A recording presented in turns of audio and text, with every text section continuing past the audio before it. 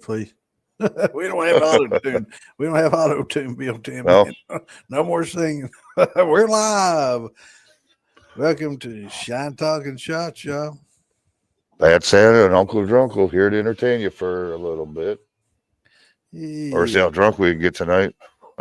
Well, I ain't gonna be able to get too drunk now. I ain't got nothing to drink here. I got I something thought to I say. thought you I thought Mark gave you some liquor. He gave me some root beer. I'm gonna leave it here for the Ann's Uh huh. daughter and her husband. They like it. They like root beer. You motherfucker. Wait for this thing to come up so I can share. How's it going, Gordon? Chad Ramsey, what's going on, buddy? So I tried to get Judd Henderson on here tonight, but he was tied up. He was, I forget what episode, but he's Moonshiner Sasquatch. He said a little more heads up notice. I only gave him like a 2 hour notice. But I think next week I'm gonna start bringing on Master Distillers from like the very beginning, season one, and move up. Are we? Um, yeah, that's just what I'm thinking I want to do.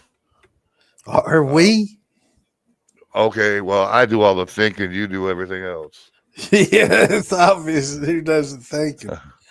Well, I mean, I'm the one who's been bringing on all the guests. No, you're not. Oh, No, well, yeah. not all of them. Not all of them. You We brought bring Dan on. on. We both bring on guests. Come on, man. Let's Oh, not do I this know. Oh, live. God damn No, it. no, no, Just no. goddamn. Well, like, been No. thinking about It's it. our Anyways, show. We anyways. bring on people. We will bring on guests. Don't go there, man. I can't do a thing with this cat. But anyways, yeah, that's what I'd like to start doing. If that's good with you, I mean, Well, I mean, we've been talking about doing the we've reunion talked about it. thing, Yeah, I was gonna say we talked about it. So I figure why not do but start next week? I thought we were going to wait until after the season, There ain't but we don't know what the hell's going. We don't know there is what's no more going on. season. There's no more Master Distiller this season, as of right now. Does it There right? might be fall. In the fall, they might bring it back out. From Yep. ouch. Right now they're doing that cop show or whatever. Until then, I figure we can start bringing on first seasoners. Yep. And to not having nobody. Well, we can do both as we can.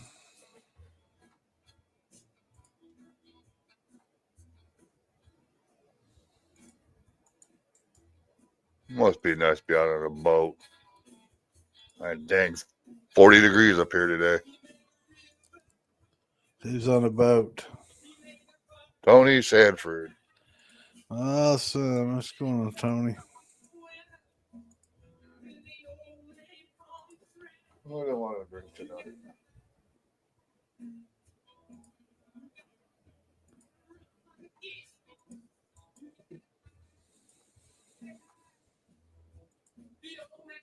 On my fridge.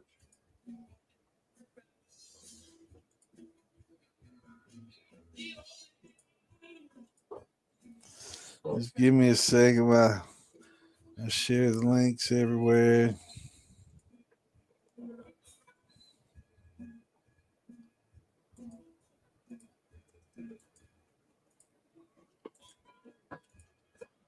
This is where Roger's supposed to be entertaining you, talking about. I'm trying to figure out what I want to drink. I'm trying to figure out why my fridge ain't working. My bar fridge just took a shit, I think. No way. Oh, let's see.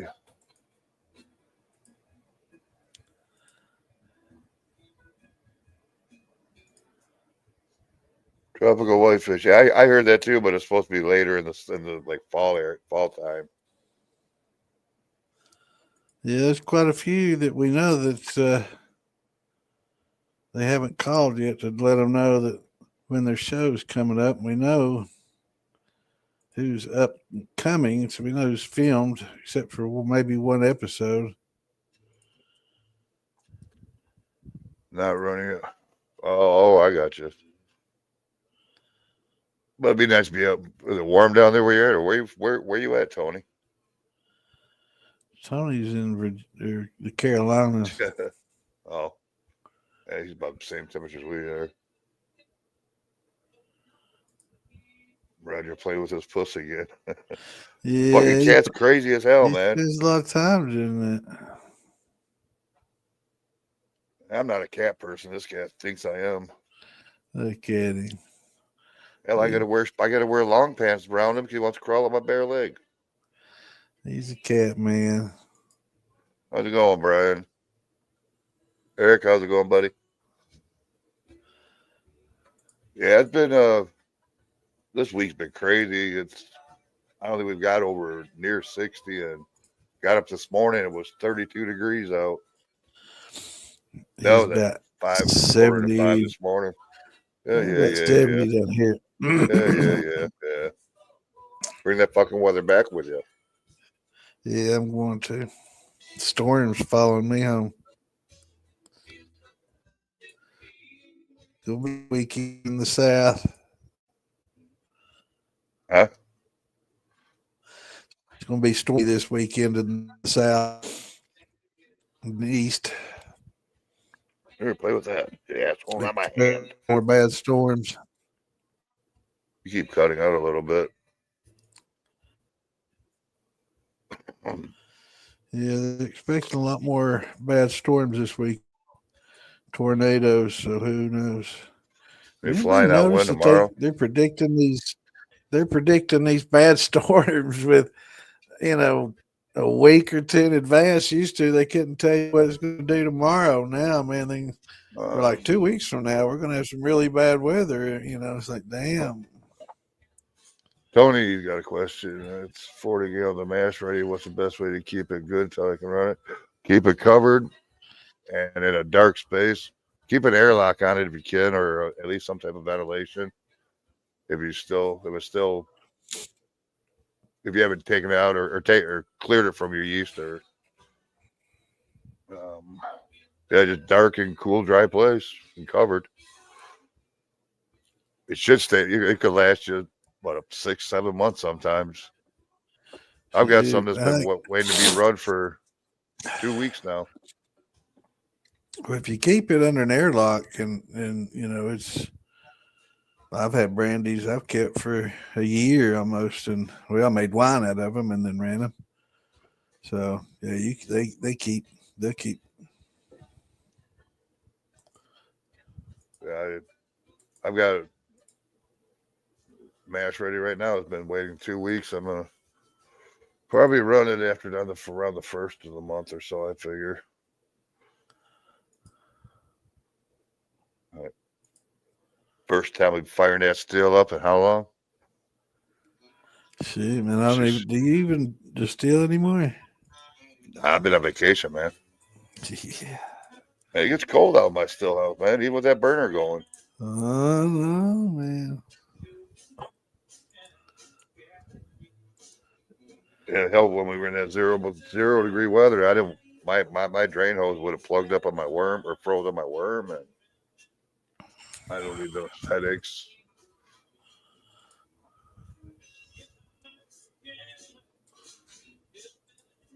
Yeah, what the hell is on your ear?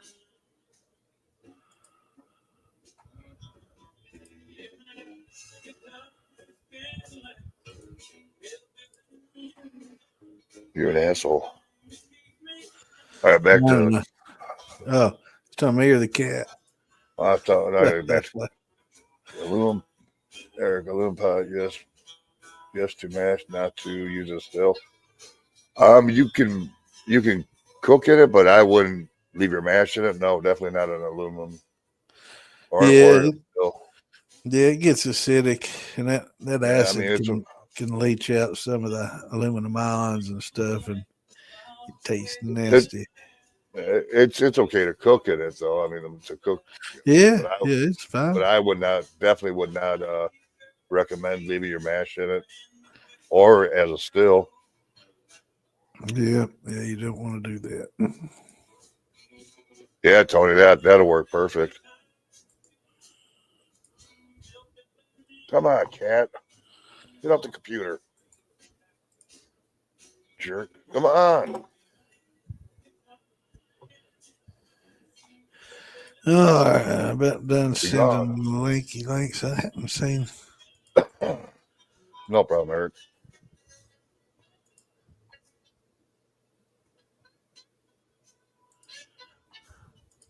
Yeah, you make you put it for matter. I see. Try to catch up on some of these questions. I think that's all of them. I'm sorry, I can't see comments right now. Yeah, I'm trying to share these links, and that'll be done in just a second. Oh, Gordon answered that too. So thanks for the answer, Gordon.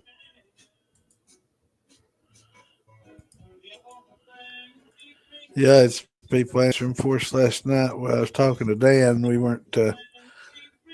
We were basically talking about just the farm to bottle. You know, we weren't going to do a major Q&A. I was just trying to get the word I out have about the farm to no bottle. idea why I did. I have no idea why I didn't get that.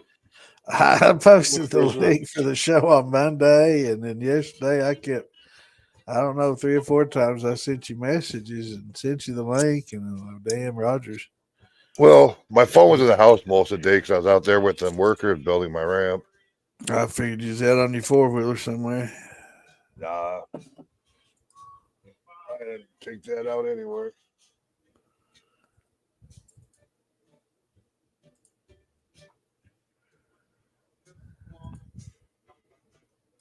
Oh shit! I got no clean mason. This better.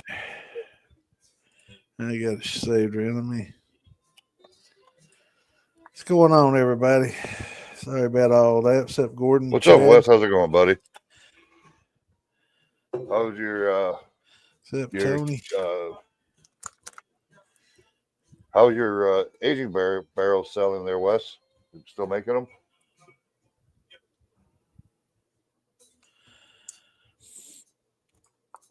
What's up, Wes? What's going on, brother? Penny Parker, how you Making doing? them parakeets. We were just talking about you last night. So it's about the same old venue. I saw Mark's parakeet, and it's showing. So Mark's what? Is that what he Probably, calls us? it's probably going to, parakeets. It's probably going to be, Is that what he calls it? who? Mark, his parakeet? No, Wesley calls him that. Oh. He's got a parrot that mounts to the actual jar, so you don't have to have a stand and then set the jar in front of you. You can just set the parakeet down the jar, and it uses one of those smaller hydrometers. That's a good thing, though, ain't it, Wes? He's feeling that more, and he says, "Hell yeah, that's a good thing." Eric, I think that it's probably going to be $5. He mentioned something about maybe bringing in some wrestling. I'm guessing maybe some WWE type wrestling, a little higher, other than just like female mud wrestling or midget wrestling. You know, so if he brings in something like that, Midget wrestling I could watch, but like those ones that are the traveling midget ones. yeah, What the hell they call them? The micro wrestlers. micro wrestlers, Yeah, I and can mud handle wrestlers. watching them. But Yeah, it'd be all right. But get a hold of Shonda. I think promotes. Yeah, mud that's what I wrestling, told him. Yeah, I think she's been in touch. That'd be pretty cool to see some mud wrestlers, but I can't watch grown men just grab each other. I don't know. Never could get into it. It's a big thing down here. I noticed though. What, the female mud wrestling? No, wrestling. Period. Oh yeah, wrestling is. Man, I used to get into it when I was a kid. When it's pretty funny and good and entertaining, and back in the old days. But yeah, these days I don't get into. Yeah, we gotta have midget tossing, man. There my might old be a little neighbor. boxing going on. Rigsby Yeah, Brown Rigsby and Brown's supposed to box. going at it. Yeah. And anybody that wants to hook up, get in a wheelchair and hook up to me, I'm there. I seriously want to do that. Yeah, I got this 36-inch reach, and it's pretty wicked.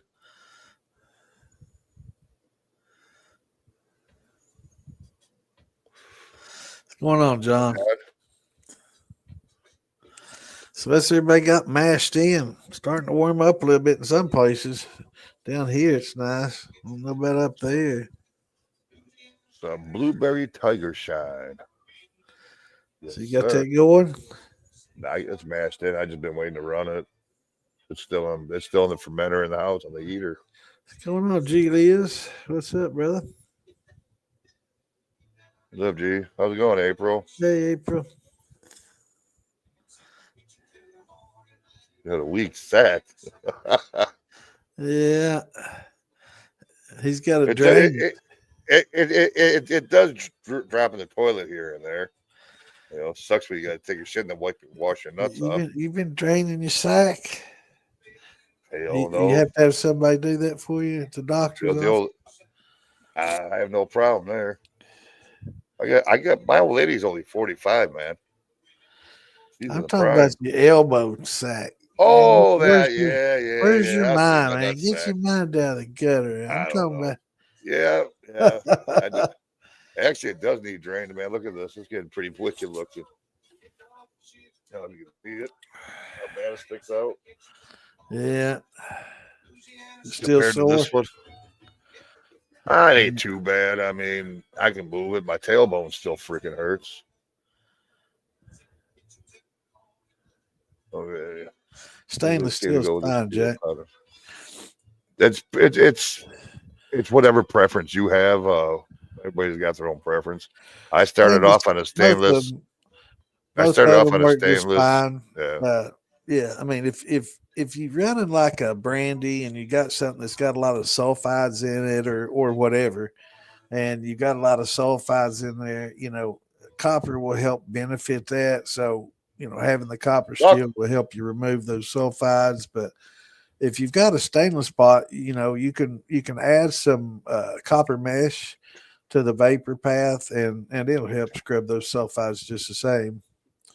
So just make sure that you get some copper in the path. And a lot of people use like a stainless boiler and then copper, for the rest of the way, or just add a copper worm to it to help. So, anytime you can add a little bit of copper in the vapor path or anything, it's definitely going to help you get some of those sulfides out of there. But, stainless is a lot cheaper, so it's a lot easier to get into the hobby that way, and there's absolutely nothing wrong with them, brother. What's going on? I started off with a 13-gallon stainless valve where I added a copper thumper, then a copper worm, and then I just upgraded to a full copper. Yeah. There's a difference. I really couldn't tell the difference between them, really. My liquor was the same out of both of them. The copper one was a little smoother. Copper helps distribute your heat better, too. Yeah. What's going on, Kenny? I'll tell you what, when I get my floor done, I'll put a wheelchair locking pad. Come join us and let's hit the backwoods of the river. Hell yeah. I'm down for that. What part of North Carolina are you in?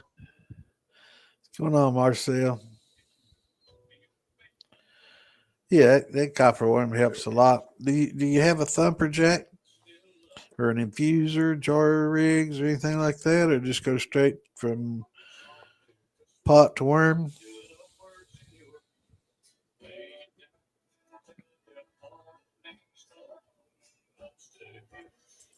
Yeah, have a little copper to take out. If you smell you can usually smell the sulfides in your wines or your beer, your mash, whatever. You can smell it. If it smells real sulfury or like rotten eggs or something like that, you're gonna, it'd be good to put a little copper in your path somehow. What's going on, Mikey? How's it going, Mike? Howdy. What's up, brother? You do have thumper, so Atlantic Beach. Oh yeah, it sounds like it'd be a hell of a time.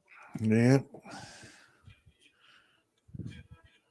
Catch me some fish. Catch me some buzz. So what are you running in your thumper, Jack? You just use it for as a doubler, or you put you some tails in there or backings in there? What do you do? What's going on, Randy?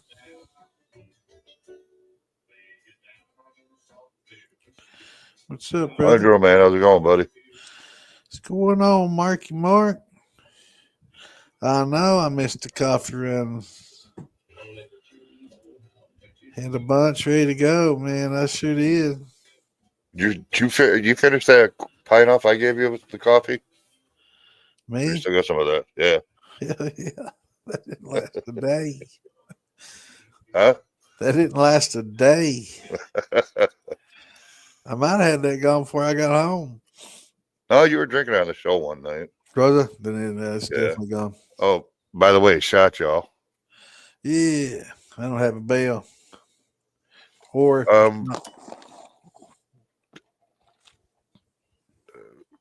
I use tap water for my mash. It comes out just fine, and I've used a spring water, and there really ain't much difference. depends on, Check if check your pH of your water basically, and go from there. I mean, if you live in Trent, Michigan, you might want to think twice about tap water. Yeah, Flint, Flint, Michigan. Yeah, Flint. I wouldn't use their Yeah, you water. might want to think about that. It really depends. It's tap water is different all over the country. In certain areas, I know down here in Florida, it's generally not very good. You got some sodium in it down here, and it depends. A lot of people, in All right, how you doing, man? areas Sounds good. use. That's cool. In some areas, you'll have tap water with a lot of chlorine, and some areas use what's called chloramine. Now, if you just have chlorine in your water, you can generally degas that and get a lot of that out, or just let it sit around for a day, and that'll it'll gas out. Chloramine will stick around. So, I mean, if you got one of those little Brita filters or something like that, it'll generally take a lot of that out and give you a pretty good starting water. Of course, having some good old you know stream water from a spring with limestones, of course, ideal, but not everybody's got that. So, but for the most part, tap water is fine. It's not as good. Water means a lot, but at 6.0, really, well water, you just want to make sure you don't have a salt system. If you do, you want to kind of get rid of some of those salts that cure it. But you got to really watch iron. That's you don't want a lot of iron in your water.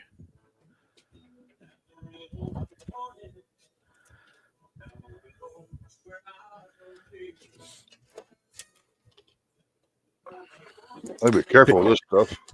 Yeah, pH of around 6 is good. Once you get done with your mash Oh, and put everything in, and you got everything in, and right before you pitch your yeast, while you're doing your conversion, if you can get it, down to around 5.3, it helps with your actual conversion of your grains too. A lot of people don't realize that. They think you just adjust it when you're done with everything. But if you can get it to 5.3 before you start doing conversions, that helps with your conversions as well.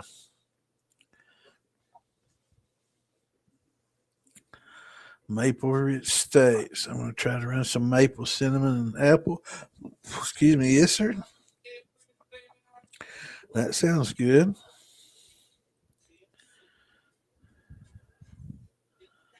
Yeah, well, could pull some good flavors out of it. yeah, yeah.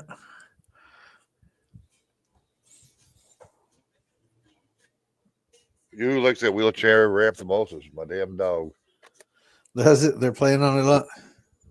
Oh yeah, Tucker, he would run it up and down and he'd go down and jump back on the porch, run all the way back around. I recently started using some tap water. I had no issues or off flavors. Toasted no different between the well. I use an RV filter attached. So yeah, if you filter it out, you can filter out a lot of the shit that comes in it. My fridge, my old refrigerator didn't have the filter in it, and when I'd get water, the tap water, out of my fridge, you could really taste an off taste. And then when I put like in my new fridge, I had the filter on, and boy, the water was like really good then. So Yep. yeah, I got like a Brita filter hook up to on mine when I fill. You know, it's supposed to hook to your sink valve, and I just run it to the hose.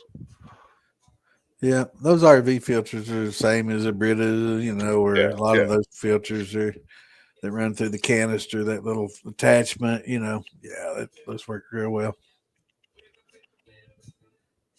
Take out any heavy metals, your bad stuff, and chlorine, but I don't think they take out all the chloramine. That chloramine is a little more difficult to take out. I know people that used to boil water to try to get their chlorine off, and it'll gas out pretty quickly that way too. That kitty Or bugging you you. can just degas it, with the same mud mixer you use to mix your mash up and stuff. Just And you get it degas your good. water, and it'll help get that. If it's chlorine that you treat, I know where we are. Generally, the water's really good, but like after really heavy rains, if the rivers get really up and muddy and stuff, and we get a lot of runoff, you'll start smelling a little more chlorine in the water. They have to beef it up because I guess a lot of the septics and sewers kind of get a little washed into the rivers, so they treat it a little more heavily when that happens. But down here in Florida, I know they got a lot of sodium in the water down here, and it's got a little different taste. So most people down here have something to treat it and filters built in. And RO water's okay, but if you use it, you got to kind of add some minerals back into it because it strips just about everything out of it and everything good out of it. So just taking out the bad stuff, you're taking out a lot of the stuff that you really need. So if you use RO, it's good to have something to boost your calcium and some of your other minerals. What's going on, James? Welcome from Canada. I swear to God, we're not trying to evade you. I know that's Oh, going on a lot. Trump might be. No, I think what Trump said was he heard that there's a lot of some of the provinces thinking about seceding from Canada and joining Oh, the really? states, and he's like, "Yeah, if they want to join, we'd be more than happy to have them." And all of a sudden, that new prime minister, I can't remember Mark. What's his name? Mark. What's that? Starts with the I C. I have no can't remember what idea. his last name is. He was head of the Bank of Canada years ago. Now, not too long ago, he's the head of the Bank of Britain. He's one of them. He's one of them globalists. Hey, Lisa Lefty Day, how you Trump. doing? Hello, Lisa. What's up? So I thought I'll do a 52 man. I think they taste great together. Fit, That's up to you, brother. 50-50. Yeah, it's your whatever flavor you're Yeah. looking for. There's no right or wrong answer to that one, man. It's however you want it to taste. You can start with 50-50 and see what you got. Next time, do 75 Ohio Blue, 25 25 Jimmy Red, or vice and versa. right, and just kind of try different things. But there's no right or wrong to that. You like it a little sweeter, or do you like it a little earthier and grunge? Yeah, I don't know. I give up on it too, man. I try not to. I didn't like talking politics. Yep. I just wouldn't be funny. We're not trying to buy you. Everybody's like thinking we're buying Canada. Crazy talk.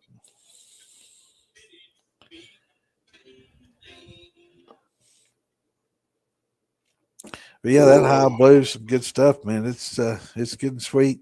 Makes good liquor. Jimmy Red's pretty good stuff too. It's not as earthy or oily as the Bloody Butcher, so definitely the better of the two.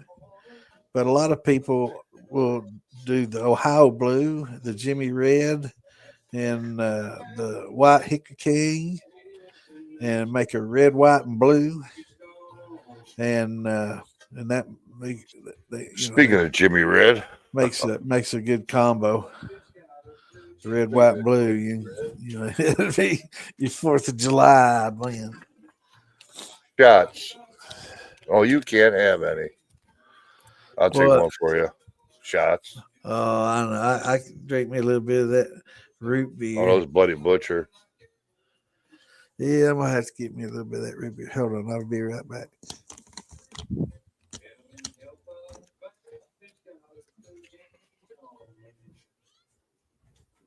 The Bloody Butcher Justin Meredith made is really freaking good. 90 proof and it drinks like a 60. There you are, Justin. I'm speaking of you.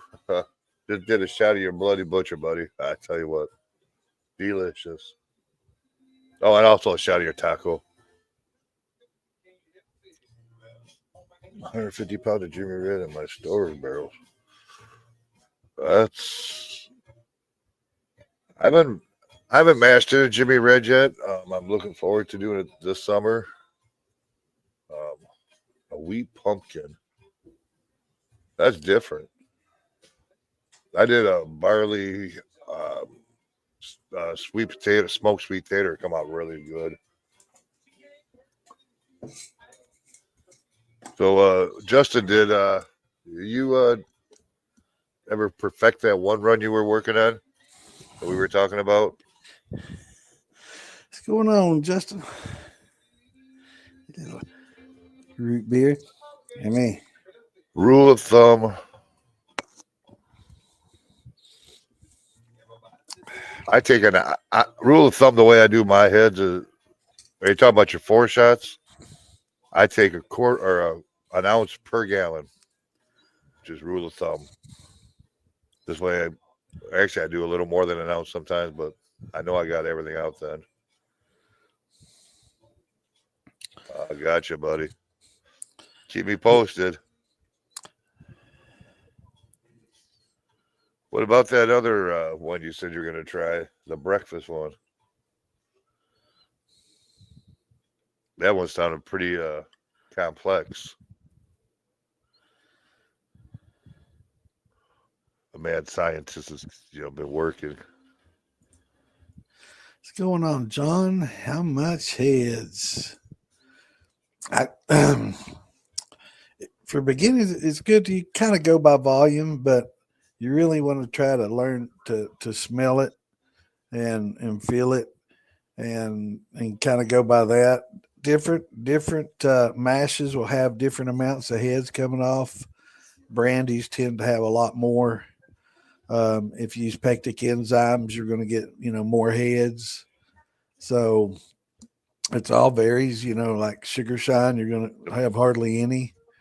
So it's just all according to what you got mashed in. It's why I stay with an ounce per gallon. Yeah, it's Ounce or a little more per gallon. so you got a That nine pretty much gallon covers pot. you. So how much you running in the 9 gallon pot? Probably 7. So I pull 7 ounces myself. I mean, that's how I do mine. That's a good place to start. Give you an idea of when you need to start putting it in smaller jars so you can make a closer cut. Who get the cat? Who get them? What hadn't you perfected? I missed it. I had to go. Oh, there's Justin and I were talking about a couple of his new ideas, and he told me he tried the one, it just didn't work out yet. The breakfast He's one. got no, another one, Oh. but it's another dinner one. But it sounds interesting. If you can make that, I mean, that's something there. That's just definitely some. A weeded pumpkin. Interesting. Puree, but yeah. I'm telling him I did it. Go ahead. You talking about in your thumper, James, or mash? Using it either.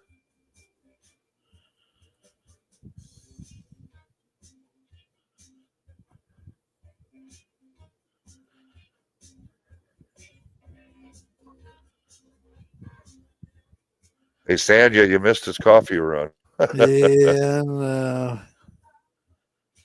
That sucks, but I got me some root beer.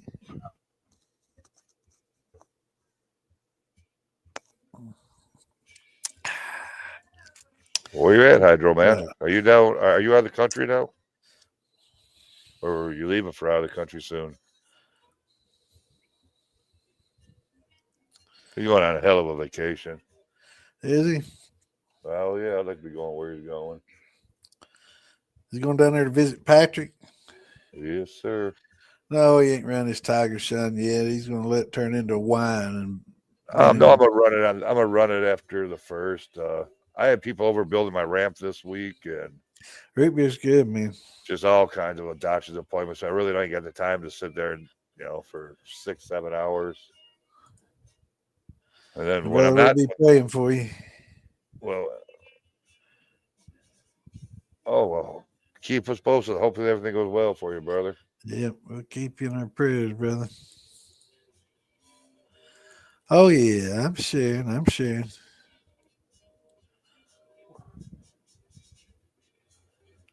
Well, I won't share nothing of my letting all bullshit. She takes it from me. I gotta share it. She's already It taken was that. hidden though. I went in there and looked for it, and they had it like hidden very well. Of course, they got Terry, two. They got two teenage boys living here, so yeah. Terry's already confiscated that strawberry shortcake that Justin sent. What's going on, So that's Morgan? mine. Well, we're gonna have to go on, buddy. I'm not gonna. I've seen a bunch of root beer recipes, but everybody's doing them, and I don't want to jump on that bandwagon. I think I'm looking for something different that nobody's done yet, or it hasn't done in a long time. Good luck with that. In a long time, I'm saying. Yeah, good luck with that, man. Everybody's I'll doing find it. everything I'll find unique. it. All right, do some oyster moonshine. No, Let me know how that I don't comes. like. I don't like oysters to begin How about with. some okra? Yeah, do some okra No, shine. I ain't doing okra either. I don't eat okra, so I couldn't even. It's like a tea moonshine. I can't. I don't like tea, so I couldn't even. I tried to make some for my brother, and everybody said it was good, but I couldn't. I couldn't taste it. What is it? What? What? Oh, a tea. My Tea? brother Oh, wanted. Yeah, my brother wanted a sweet tea, so I did one, and he said it was freaking awesome. Myself, I didn't like it. I mean, I don't. I just don't like any type of tea. Hot tea, cold tea, sweet tea, non-sweet. cool. I like the post. It's good. I like both of them real well. I like the post. It's got a real good strong flavor, but the clear's great. It's you know it's wild that you're tasting root beer and you're not used to it. Coming from a clear right off a tap, but Yeah, Hydro Man, I'll check it out here in a little bit. Pig's feet.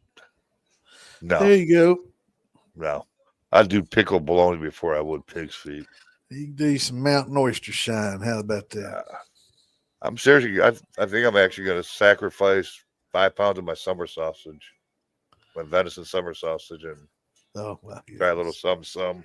I would never waste my summer sausage on You know, that. I still got 30 pounds of venison burger. I Well, can make plenty more. that's why there's freezers and stuff, man. That's what I'm saying. What I do is I'd find somebody that had some, and I'd say, we ought to try that. We'll see whose is the best, and let them make it, and say, oh, I didn't get a chance to do that yet. Let me taste yours. If it's good, then to make it. If not, you'll save it in I the got freezer. I got a big. I got. I promised Damon I'd give him some summer sausage. I got him a big, like they're called chubs after they're done, but a big chub saved for him. And Oh, so you're gonna give Damon your chubby, no, I've your got a chub of chubby summer sausage? sausage. I've His got a chub chubby of summer sausage. sausage. Don't twist my words now, Santa. That's what we heard. Gonna give No, you Damon his didn't. chubby. No, you didn't. I said I got a chub of You summer got chubby sausage. for Damon. I never said Damon's name. I said I told Damon I would have him. I got a chub of summer sausage for him. You Nothing just else said about a chubby. chubby for Damon. Oh, that's funny. Yeah, that's a good idea, Justin. I guess I could try summer store Yeah, I bought. definitely do some story bought first, because that's a lot of work and expense. Doing a deer summer sausage like that. Yeah. I mean, I think I don't know. I just know how it would carry over. I think if I did it in my jars, it'd come out pretty good. I don't know. There's a couple other things I've been thinking about trying this spring, summer. So Yeah, yeah, yeah. Yeah, I Santa likes heard. talking about chubbies. See, Yeah. Well, I mean, I hear you say you're gonna give Damon your chubby, a your chub of sausage. summer sausage. I didn't You're say gonna nothing give about a him a chubby. You're the one chubby. talking about chubbies. I never You said said the word. chubby. You said You it said first. chubby. I said I never even knew chub. that's what they called that. Chub. Yeah, that's what they're called. A chub of summer sausage. Chub. See, you're gonna give him your chub. Okay. Of summer sausage, yeah. Give him your chub of Now, sausage. whether you can get as much as I can, Scott. Um, I did really. I was fortunate this year. I got two nice big deer. So I mean, I just made up 4 pounds of venison burgers for the workers building my wheelchair ramp. But they earned every bit of that, boy. I tell you what, it was like a $60 dinner or lunch between the salads, and the everything to go on the burgers and the chips and the venison, of course. They were pleased, and Yeah, that's what I heard. He's gonna give him his y'all like chubby talking summer about sausage. chubbies. I don't know what you're talking about a chubby. I said a chub. Y'all are talking chubbies. Chub. All right. Every once did I say the word chubby. For Damon. I said I promised Damon a chub of summer sausage. Yeah, we heard. Let's get Damon on there and get his reaction to Whatever. how it You're the goes. ones calling it chubbies. I call it a chub. What it is, a Chub, chub. chubby. Yeah. Tomato. Exactly. That's what I spent a lot of money on today was tomatoes and onions and lettuce, and they were thrilled. I mean, a lot of them have a lot. There was a lot of high school students there working that volunteered to do it, and they'd never had venison. Well, that's cool. They got good to taste it. Yeah, James. Yeah, it's awesome. Yeah. I make all my own venison sausage. I make all my own jerky. I This thought year I you had didn't, a. unfortunately. Unfortunately, this year I couldn't because of my Well, shoulder. I was Let gonna me say I finish. thought you had the meat But cutter. I did. But I did make 7 pounds of my own summer sausage. I've never made my own. I've always let the meat Um, processor do that, man. And they add that pork fat to it, and oh god, it's oh good. yeah, I get pork fat all the time. I go to the butcher and whatever pork fat they got, they vacuum seal it and give it to me. I think 3 pounds in my freezer right now still. I think so, Morgan. Chubba, he gonna give you his Chubba sausage. Y'all can talk about it all you want. I know what I said. Yeah, they had a pastor there. He doesn't have any shine. He don't make shine. He hadn't. Ooh, When's the last time you ran? I Like did. The school October. teacher actually. There was actually a high school principal there working on my deck, and he was talking to me. I had one of my moonshine shirts on. He asked me if he said, I make moonshine myself. I said, oh yeah, yeah, I got an air still. I said, oh, that ain't making moonshine, but yeah, we can talk. And I brought him in and showed him my still. His mouth just hit the floor like wow. And I gave him some of mine that I had, some I'm of my pretty corn sure. liquor. I'm sure he said he pounded his sausage 4 times or something. I don't know I don't know what you all talking about. He Y'all pounded big on his that sausage sausage, 4 times. that shit, huh? Y'all talk about an awful lot. Do you guys get enough with the women? I'm not the one brought it up, brother. I said chub, How you spell that? chub, chub. Chubba.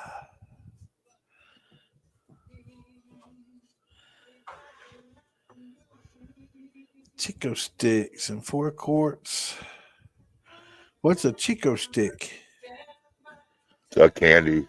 I forgot. I can't remember what they taste like.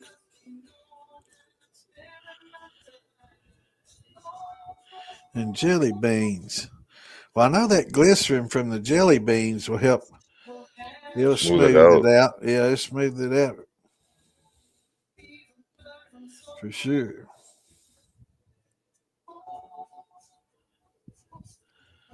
But yeah, And they hey, talk. if I did say chubby, y'all, you guys are talking an awful lot about my chubby. You jealous? There's jealousy up there between you Yeah, guys. we're I jealous. hear, I can see it. There's That's all jealousy. right. You can share it Must with Damon. talking about my chubby y'all are talking about. I But thought yeah, giving Damon a my meat chub. processor used to he would plug some of my steaks with beef fat, and some of my roast with beef fat, and made that sausage with some pork fat. Man, that's good, really good. I would never fuck with one of my steaks. Never. But it was actually the roast. He plugged Huh? the roast. The roast he plugged with The roast beef I would fat. inject it. And Yeah, my roast that's what he does. It I inject it injected with with the beef broth. beef fat. Yeah. I inject mine with beef broth, but Yeah. Tell me about those sticks, Chico sticks. the fuck's Mark talking about sticks? The Chico sticks. What are those? I don't know what they are. They're a candy I seen. Fuck, I don't even eat sweets. I'm a fucking diabetic. I can't. Yeah, 3 doses 3 doses. and 8 point. That's what I got. I got a real good size 8 point. He dressed out probably 170 ish. But I, I thought it was like 110. my doe, no, I haven't shot a 110-pound deer in years. And my doe, she was just as big. Oh, But I can only get one doe and one buck over here. But this season I'm going to Ohio to hunt it for a season and going over to Western Kentucky to hunt over I my. wonder what the penalty for poaching is up here. I don't poach. I Poach. might have shot a deer with the wrong weapon during the wrong season, right season, or wrong whatever. That's the only way he get another deer. He shot a doe during buck season. And them does was running No, everywhere. no, no. Well, You can't that's shoot because I didn't me, read. Roger. Man, let him have it. Well, fuck, I was hungry. Later, Mark. You got to work tomorrow.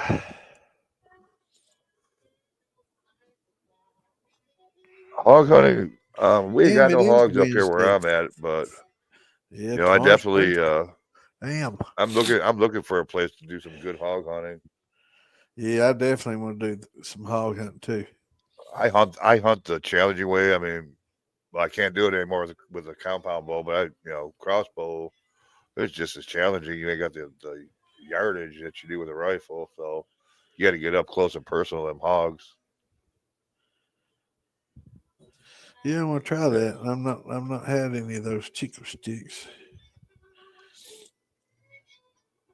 What part of Texas are you in? I Shit, have you go to family in Texas, Dallas, you and I got got family lots of in hogs down Galveston. there. Yeah, All right, brother, West, take it easy, man. Western Texas doesn't know that. Thanks again 35 for the does and rip two here, brother. bucks. Ding ding. I'm going to Maryland to hunt this year. As a matter of fact, the school that was just down here that did my ramp was from Maryland. The school or the church.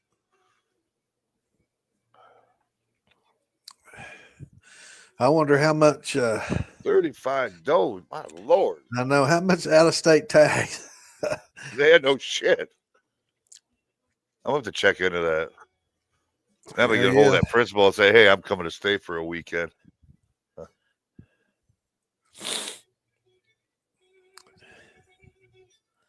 Oh, I'll yeah, take you that's what I both want. hog hunting and pick your backup management area and stamp in Florida license. Oh, hydro man, yeah. Yeah, next time I'm down here, Andy, I'll have to hook up with you, brother. I just didn't have Hydro man, I time to. told you I'll come I'm down a and little hunt too far. anytime I'm you. too far. Hydro man, I told you I'll come down and hunt anytime you call me. Yeah, The old lady would love to get down there and hang out. Texas got a lot of hogs. Is there a lot of hogs down here, Randy? Athens, Texas is where I go. Athens.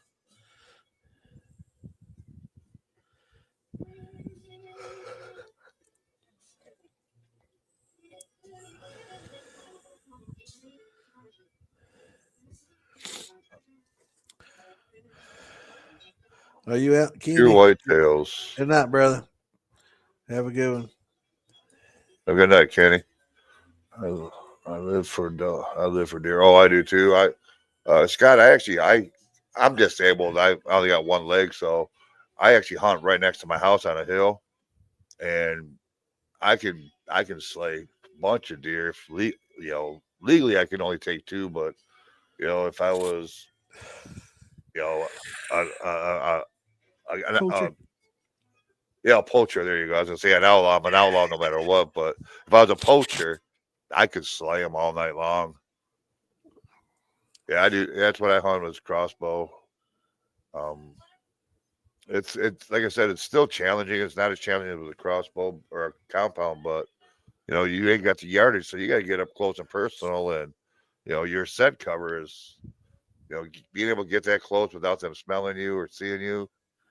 I shoot about my furthest I've shot so far is 35 yards, which don't seem like a lot, but I'm also shooting. My bolt travels at four Hmm. 450 a second. Interesting. I Oh, wonder. I oh. wonder how much it costs to go there and get a driver's license and say you moved there and get an in-state tag the same day. Yeah, Well, how much is out of state tag? he said they're crazy expensive. So I guess a driver's license probably around $50, and Oh yeah, get somebody's address and use that, and just get you an yes sir. in-state Hogs, license coyote, and deer, go. grits, and gators. I want to go gator hunting with a crossbow hider, man. We've already talked about that. Yeah, Oil definitely slick want to do some blankets a nail to a tree. gator and Wake hog up would be ahead of good. time and set you up for a stick.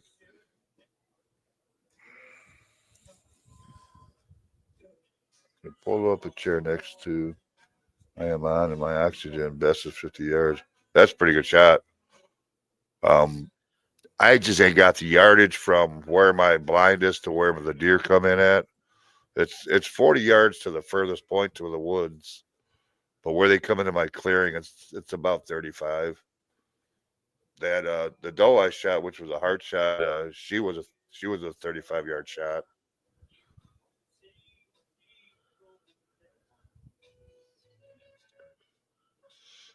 um, but anyways, back to moonshine. Talk about this hunting's gonna make me want to sit out there tonight and poach one. I mean, my girl is never too far from me. Oh, don't put that on here, man. They're liable to ban us. Like I said, my girl's never too far from me. Yeah, don't I put love that on that the thing more than I screen. love my old lady. They'll they'll remove us off Facebook and YouTube and Ohio, everything else. I heard Ohio's I think it was like $55 for an out-of-state tag. Fresh backstrap, hell yeah. The old lady keeps wanting to cook my backstrap. I said, no, no, no, put that back. That's for a special occasion. They got me one of them vacuum sealers. Yeah, I Or got one actually, I got too. Ann one for Christmas. Got her a dehydrator too. What is the season down there for gator, Hider man? I'd definitely like to come down, Randy. Watch it be during all the festival seasons, Cat, come on. Yeah, them gators. I heard they got some Crocs down here as well. Oh, Are you talking about what everybody's wearing on their feet? yeah, they got those too. But there's some American Crocs down here. I didn't know that until I saw a video of a gator and a croc fighting. Oh, really? I never heard of Crocs down there.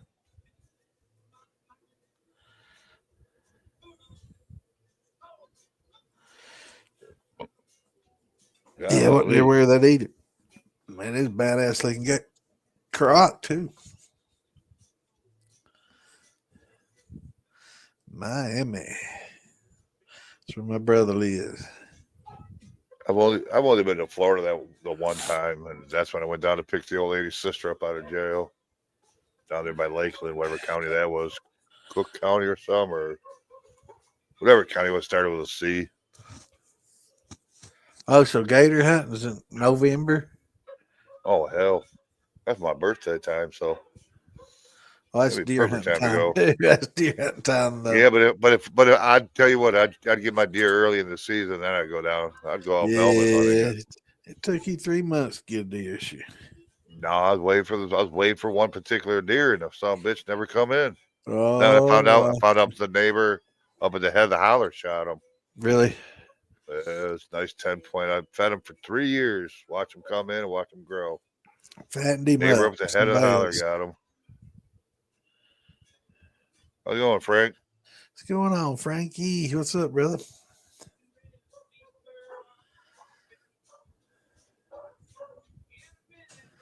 So, yeah, we're gonna have to do us a hunting podcast this fall. There, I ain't got time for that. I'm No, hunting 7 days a week from sun up to sundown. They'd have to be there in the early afternoon or mid afternoon. yeah, he has to hunt those hours to get one. I'll go out and kill No, one the I first don't. day. I I watch got them. I watch them walk in. I watch them walk out. I kill one every I'm a day I picky go. hunter. I'm a I, picky hunter. I can't Till the think end the of the season, last then I can't think the last day I hunted I didn't get one that day. It pisses my buddies off too. They'll bait them, they'll feed them, and they'll go hunt over that, and they'll say, "You go over there. We're gonna go over here." And I'm like, "Okay, I'll work over there." So I'll find me a good spot. Next thing they know, pow! They come around. Did you get one? I've been watching that one all year. that's what I'm saying. It's Same here. I funny. mean, I watch them all year. I watch from velvet on, from spring on, and I'm picky out which one I want to shoot. Like that spike with the spikes that are almost 13 inches high is the one I really wanted to take out. But then that other one come in that was a bad that was had bad genetics in his rack, and I had to take him out. Yeah, Roger's stomach was growling. He's like, I gotta get something. I still had the whole season to wait for another buck or whichever Ah, buck, but gotta thin them little bucks out. it wasn't an old little buck. I mean, he's a good sized buck. It took Steven and my neighbor to drag him out of the mountain. That's downhill. Took two people. Well, Drag yeah, him. it was downhill, and he kept going, swinging around into the tree, and then the other one, she ran right to the edge of the ridge, and she fell just off to the edge of the creek. But she only ran probably 20 yards, if that, not even that, I bet. She didn't have no lower low by her heart. I was just looking at those pictures today too. Speaking of pictures, uh, There we go. What kind of pictures you got I now? wouldn't do it to you, man. I'm on my laptop anyway. I don't have it on here. I wouldn't do it to you, brother. Oh, it's funny.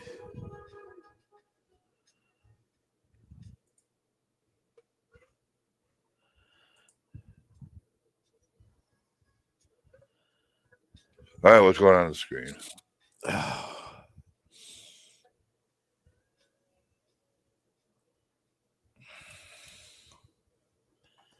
We feed and watch turkeys, Uncle. Don't much hunt anymore, so I keep the meat in the freezer. I like the feel of a bow. Like the feel of a bow. Then shooting across that field, that's easy. I like the heart pounding out of your fucking chest as you draw back and exhale. Nothing like that feeling. Oh, definitely, I agree, Randy. Um, like I said, unfortunately, I just can't really. I just can't pull a compound back anymore. I'll never be able to after I have the shoulder surgery done. I'll be lucky if I can even cock my bow off to use a cranker, which it is what it is. What's going on, Colt? What's up, brother? Up cold. Wondering if Philip Smith's coming on tonight. He was wanting to curious about a mash bill last night. I told him, come on now, I'd have that all those mash bills from all the different major distillers, what they use.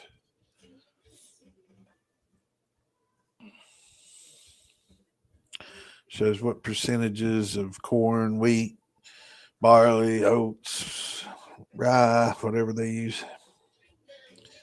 Pretty good little guide to give you an idea of percentages.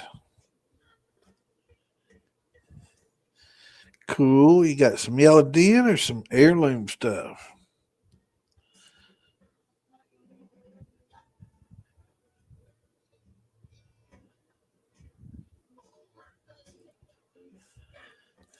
All right. Reading the weather, reading the news. Yeah, it's supposed to be bad this weekend. I even checked the weather is what I meant to check. Oh, I thought that's what she was checking. No, I meant to check, and then it brought up.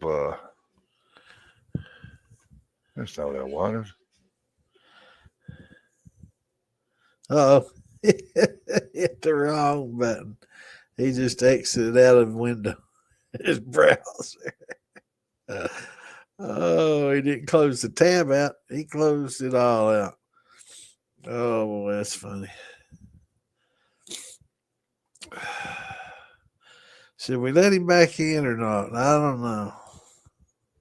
Like, fuck you. What'd you do? Hit that little red X? I closed out the wrong tab. Yeah, that's what I thought. I thought you closed them That's what I all. wanted. Nah, we're supposed to be.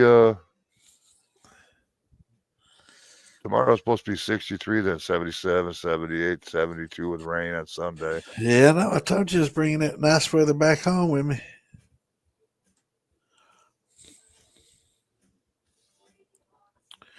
It depends, Colton. If you run a column or a deflegmator, they'll start out pretty high because you end up what you do is you keep refluxing, and that reflux you keep compressing your tails, so they keep building up, and then so you got to really keep a close eye on it.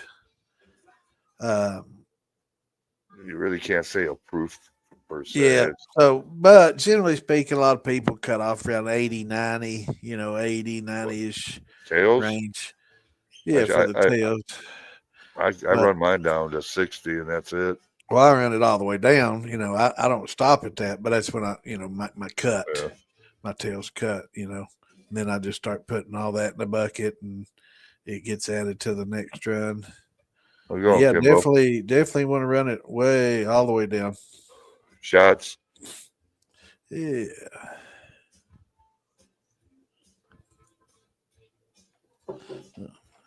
We have to run all up. Yeah. Root beer. What's going on, Kimbo? No, I'm not close to northern. We're up in Kentucky. We're just a state away. We got to go through Tennessee to get to you. But you up in North Georgia, steel company country. That is like northern Kentucky. I'm central. I grew up in east. Yeah. Come on, you damn cat. Where'd you go? I'm up in I'm in central Kentucky. I grew up in eastern Kentucky where Roger's at now. Yeah, I swear. Go for a walk. God damn, drive me to smoke.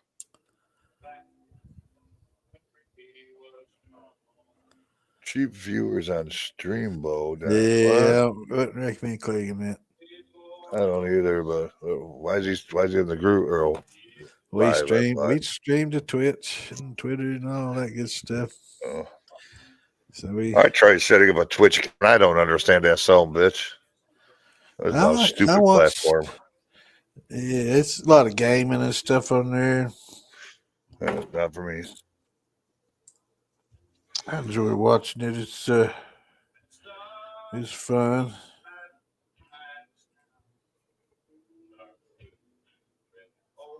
What kind of shot are you running there, Kim?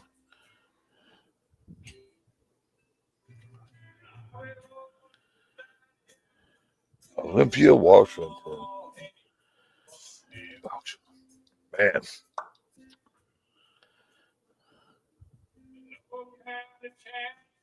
I gotta put a bar stool back here to sit on.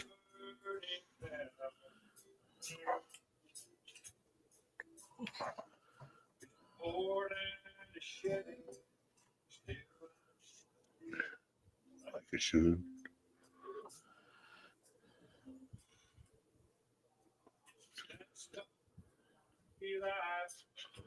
So you reading?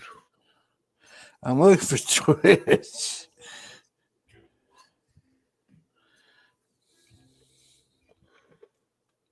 Oh, that's cool. Just a yellow den or a heirloom or That's what I was wondering.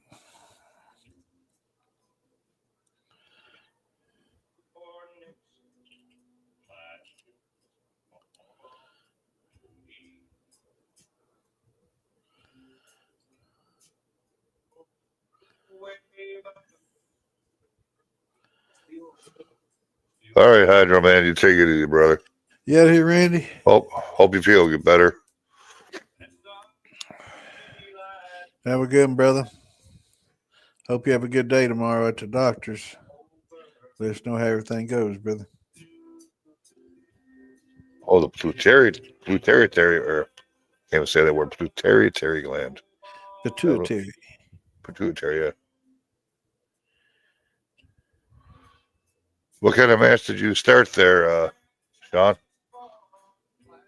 How long you been running liquor? He's new to shine. He just started. Well, I said, how long has he been? Hello, McFly. That's It what I says asked him. new, so I guess Okay, he's new. new was in a week, new was in a day, new was in a month. I mean, you're new until you're good. You're old. His first Crack time. corn and sugar. Cool. 3 days now. Okay, yeah, you're definitely green. We got to color categorize these new guys. See Touchy. how much mash? How much mash are you making?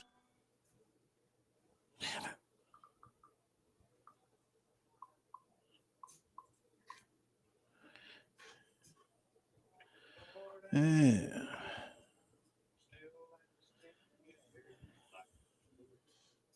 That's a pretty good deal, but how long has it been ground there, Frank? The only reason I hate buying anything ground because it gets stale. Yeah, that's what I found. My crack got stale if you keep it too long. Okay, 8 gallons.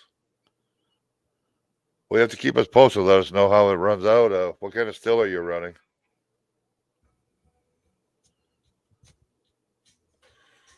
Oh, if it's fresh, you're gonna run it right away. That ain't bad, but let it sit if you don't, vacuum seal it or some place. You get stale. You can tell the differences. Yeah, you know when she's done. So did you get a hydrometer? You get a starting gravity, or you just going by recipe, Sean? Or I was getting all that slowly.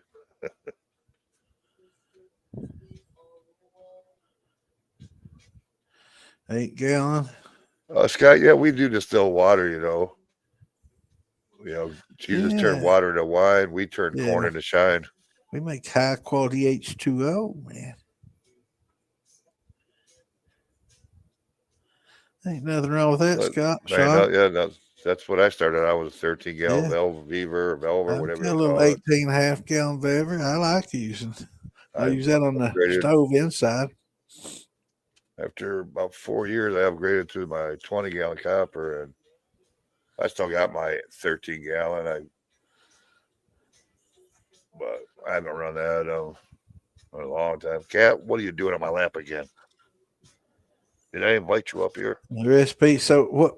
How much corn and how much water and how much sugar did you use? Did you do the 1-1-1 or? Eric, I'm not. I haven't really malted. I've malted corn, but I'm not big into malting. I ain't got the time for it. It's patience. It's a lot cheaper though. Yeah. Star mash creation. I'm in the yellow den for the summer. I'm growing some different kind of corn too. Try fresh corn, and I'm gonna dry some for winter. Oh, okay. Oh, what? Make sure. Okay, how long is your mash? How long ago did you mash in and two 2 pounds cracked corn, 2 pounds sugar? That's pound to pound. That's not too bad. Well, one So pound 2 pounds corn. of corn, 2 pounds of sugar, and to 2 gallons of water. Wait, 1 pound of corn, 2 pounds cracked corn, 2 pounds sugar. Okay, to get per gallon. That was how many gallons of water you say? 8. I think you said 8 somewhere. When I run my corn, I try to do 2 pounds per gallon, and then if I not using any type of malt, I'll try to keep my sugar pound or less per gallon. Per Well, that's gallon, okay. pretty. 2 pounds of sugar per gallon is a pretty good. Have a That's a little good bite amount. to it. Yeah, it's going to be a pretty high gravity. It might take a while to finish up, so just Have keep you got a tasting the hydrometer? mash.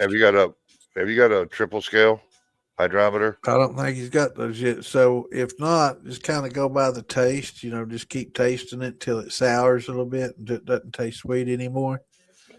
And if it stops, and it still tastes sweet and it's not working for you, it may you may have a stuck fermentation. So, but jump on Militia or Copper Steel Outlaws or DIY Shining Stuff, one of our groups, and ask them, get in there and we've got some recipes and stuff we can give you and give you some guidance on, um, what, a pretty good place to start a lot of times is, a pound of cracked corn to a pound of sugar to a gallon of water, a pound of each.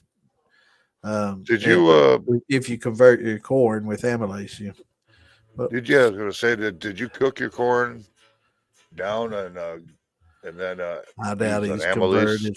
converted. I'd say he's doing thin mash. Sounds like thin mash. I know that much sugar to be a thin. 13.2 inside. Yeah, I've got that 18 and a half. I'll put on my stove and it's done just fine.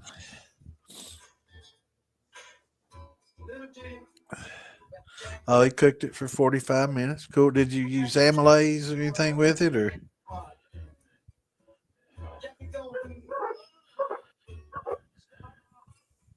Them damn dogs are barking at. Tucker!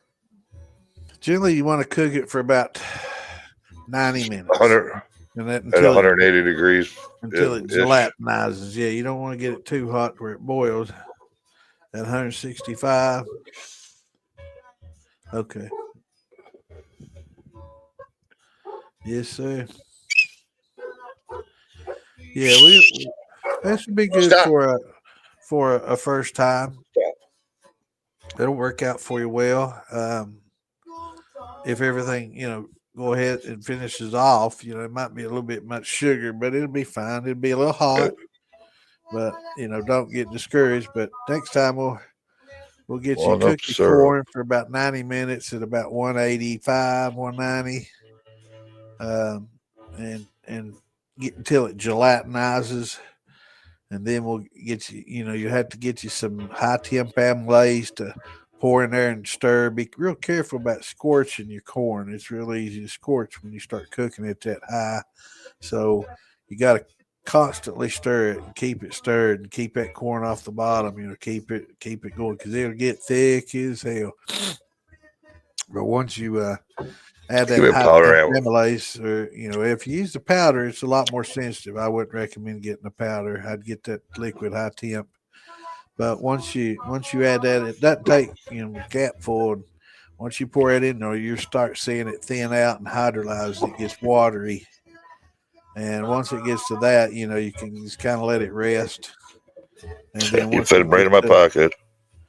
once it gets to about 150, 55, then you can start adding some, other grains in there. If you got some malted barley, Let's see if I've got a little. Let's see. Yeah.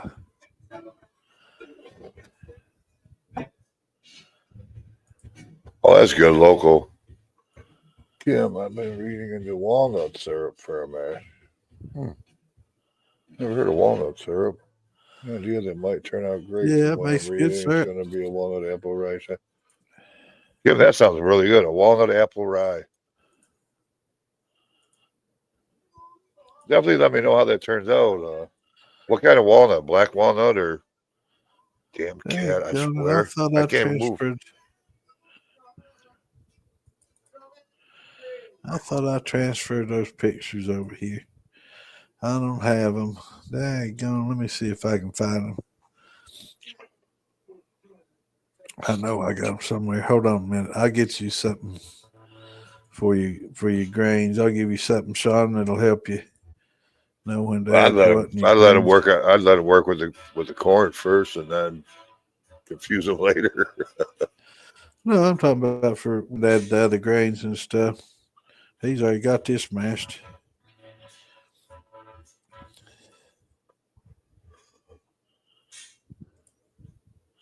Just a minute. I'll pull them out here. I put them in the militia file I used page. to Eric. I used to drink my shine 130, and that was it. Now, after 6 7 years now, I've cut down to 100. There's no reason for me to drink it that high anymore.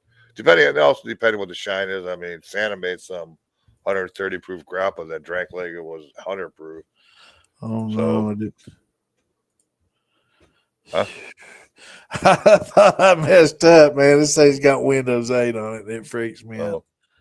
Oh, um. So I mean, I mean, that's my preference. Black walnut. I'm going to use different kind of apples. I'm going to be looking for a chocolate rye.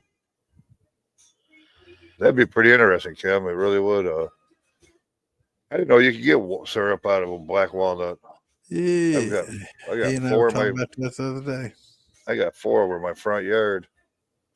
And I'm They thinking make about cutting down fine because I'm syrup. so sick of the pollen. That and maple, and there's another tree I couldn't think of. Yeah, we were talking Maple, about oh that. yeah, maple. I used to tap maple trees up in Michigan. You tap a walnut tree just the same. Well, I know, but I didn't know. I mean, there was no there wasn't a lot of black walnut up there.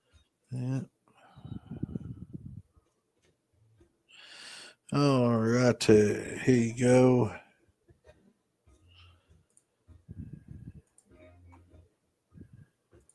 Okay, my opinion, Sean, sweet feet is just not one.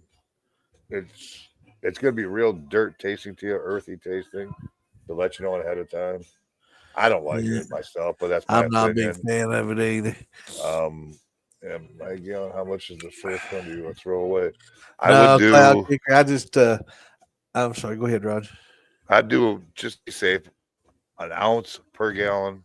So if you got 7 gallons, I'd throw out 7 ounces. Or 7 ounces is pipe journal. I got Can't read this this pipe cloud journal. kicker. I brought this laptop on vacation so I could be able to podcast while I was away from home, and it had Windows 8 on it. So I'm gonna definitely be updating it soon. Yeah, that's what I heard too. Windows 10. It's gonna be strange, man. I don't know. Windows 10, if that goes, the only thing they'll have active is 11. So be one of the first times they've just had one that's actually active. But I don't like it. Microsoft greed forcing us to get these updates. But anyway, here's a good little chart, Sean. If you join the militia or copper steels or DIY shot and stuff, give me a shout out and I'll share this with you. You may be able to enlarge it on your screen and get a screenshot of it. But over here, it shows you all the different grains and stuff that you can use. And here it shows you the temps that you can add it. So some of these have large ranges of temperatures, but some of them have smaller range of temperatures. And So this gives you an idea of what temps that you can add them at, and it'll help you. Let's see if I can get this to open here. Well, maybe not. Oh well, let's see here. Let me see if it's wow. Nope.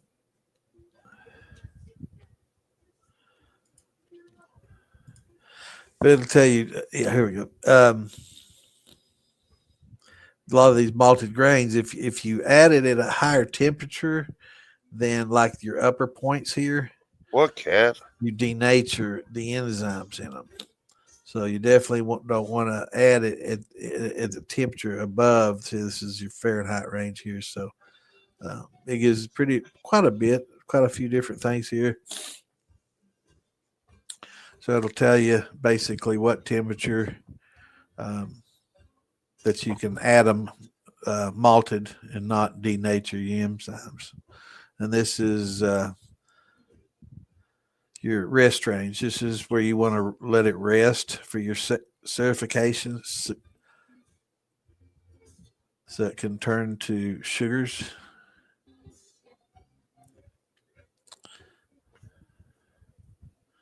But it's a pretty good little chart. But join the militia or Copper Steel Outlaws or DIY Shiny Stuff and give me a shout or look in the files. You should be able to find them here. Or join all three. Yeah, absolutely. Everyone's got something different. Kim, I got about 6. Well, not just that, Cloud. They're taking away stuff. I noticed, like on Windows 8, I've got Word still on here, and good version of Paint and other stuff that when you go to 10 and 11, they take those away from you. So that kind of sucks too. They want you to start buying that 365. Yeah, it sucks.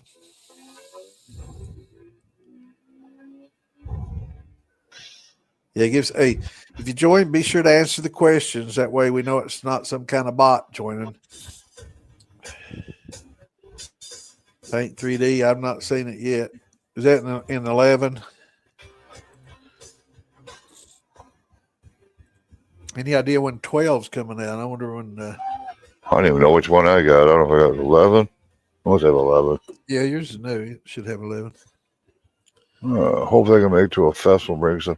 Yeah, we'd definitely like to meet you. Yeah, we'll be definitely at Maggie Valley, Farm to Bottle, and Beattyville Bourbon and Moonshine. Yep. I'm going to probably try to go to. Definitely going to go to Beattyville. Definitely going to Maggie Valley, and definitely going to Farm to Bottle. Going to try my best, and most likely going to make it to Ozark. The Ozark Moonshine Music Festival down there. I'd like to make it to Cyrus's, but I'm not sure if I'm going to make Cyrus's or not. I'd like to be able to go there too.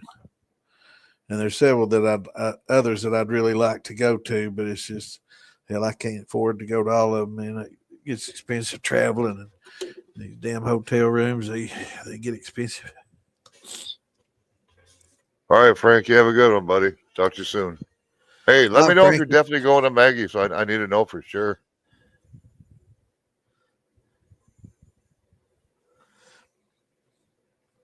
Later, brother. Yeah, what are you doing? I don't even want you up here. That sounds good.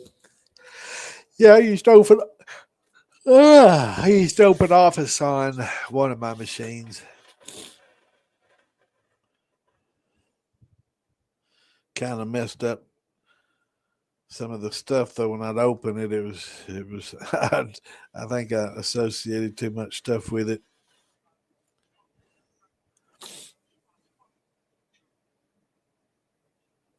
But yeah, this little laptop will handle Windows 10, hopefully 11.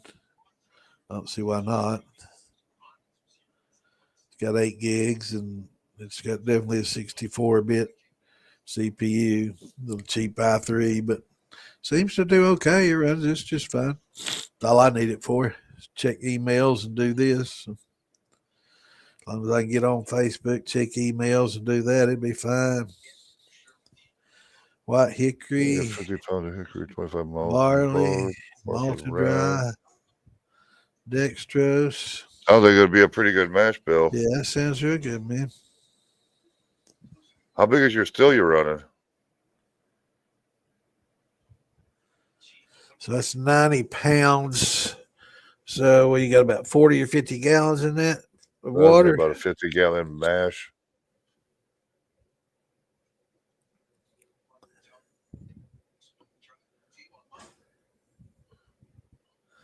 Yeah. You got to wait. There's a lot to do. A lot to do to move it. Yeah, I like using dextrose for a little bump. Huh.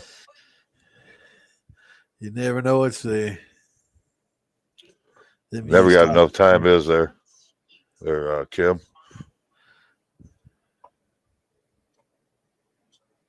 But hey, shout y'all. This is gonna be my bedtime one. Yeah. Yeah. It's And 9:30. I just thought about. I'm taking antibiotics. This shit ain't good for it. You I wonder still why my taking elbow those? looks the way it does. Yeah, that's why my elbow looks the way it does. I bet. 15-gallon copper still with agitator, 40 gallons in the water and mash. I like to have an agitator. I'd run right on the grain. Yeah, it'd be perfect, Scott.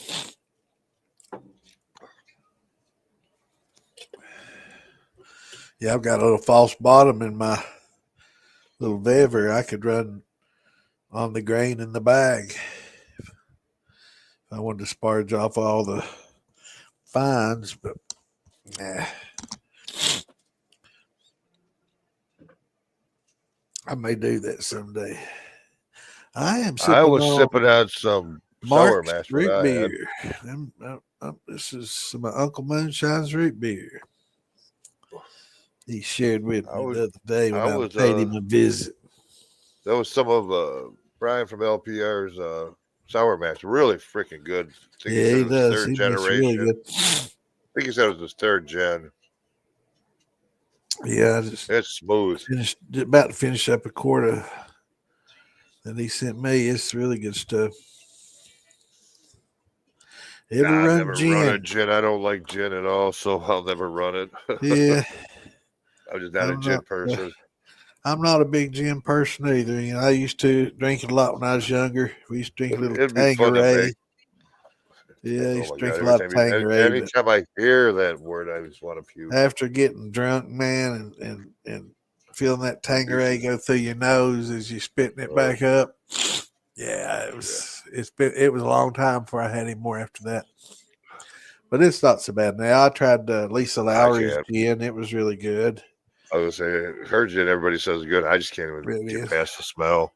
I mean, I did a little shot and I kept it down, but man, it was hard. Like, Oh, it ain't like that for me. Yeah, I go. I'll drink it. It's but yeah, well, yeah. finish this cigarette. I'm That a, was his citrus gin, wasn't it, Scott? When he had a lot of orange peel and lemon stuff in. That sounded pretty good. I didn't get. Actually, I I may don't have know, tried man. some of that. I don't know if I could do it. Shit, I probably had 20 different Philbilly shines. So yeah, I've I'm had a sure I've had handful. it. Yeah, I'm pretty sure I've it had was a his handful. citrus I've one. tried a handful of his mash bills. Dude, I've got a whole shelf on the top of my refrigerator full of Philbilly shine. I've got a beverage refrigerator I just use for.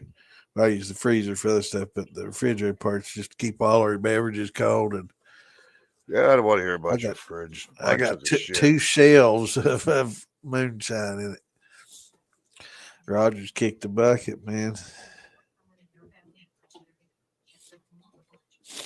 It's starting to come back. I've had it plugged in for 2 hours, 2.5 hours.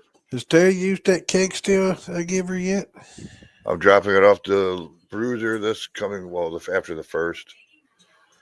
I'd have the money Oh, for, I'd have the money to give him to build it. I won't have that till payday.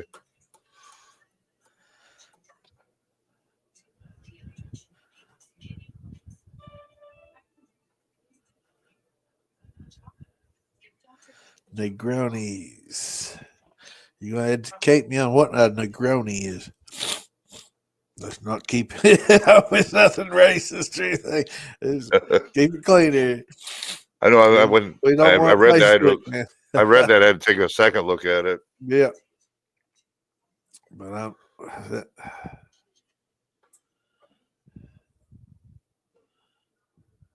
But I'm gonna finish this cigarette. I'm gonna take off and go to bed. I've been up since 2 a.m. I'm not turning that damn series on tonight. I swear I'm not. cool. Jailbreak, huh? Yeah. It's What's been that out on? forever. What's It's that been out on? forever. Netflix or Netflix. what? Netflix. Let's check Netflix. it out after we get done with Yeah, all this. it's been out forever. And I just never even glanced at it. And then Right. I turned it on one night and started watching. I said, damn, it's pretty interesting. You know, it's not. It doesn't keep you on the edge of your seat on the cliffhangers, but I mean, it's pretty damn good. Put this freaking kid in the bed. Yeah, yeah. It keeps it about two a couple of inches, on that bever. It's probably a good 2.5. I never measured it, but it seems like it'd be I pretty like plenty vermouth. tall. Vermouth either. Vermouth is so damn dry for me. There's no. Yeah, I do a lot of wine and stuff, so stuff like that's definitely down my alley. But I don't know what sounds Campari interesting. is. I know when I got into my parents' liquor when I was a kid, I didn't like vermouth very well. I was looking Well, for that's some good that, stuff. what turned me off on wines was my parents belonged to a wine club, and Yeah, they'd buy $300, $400, $500 bottles of wine, put them in their little chiller thing, and like I guess it was like kind of like a big foyer in the house, and they'd piss me off and ground me in my room, so I'd sneak out there, grab me a bottle, and drink it down and throw it out the yard in the snow. yeah.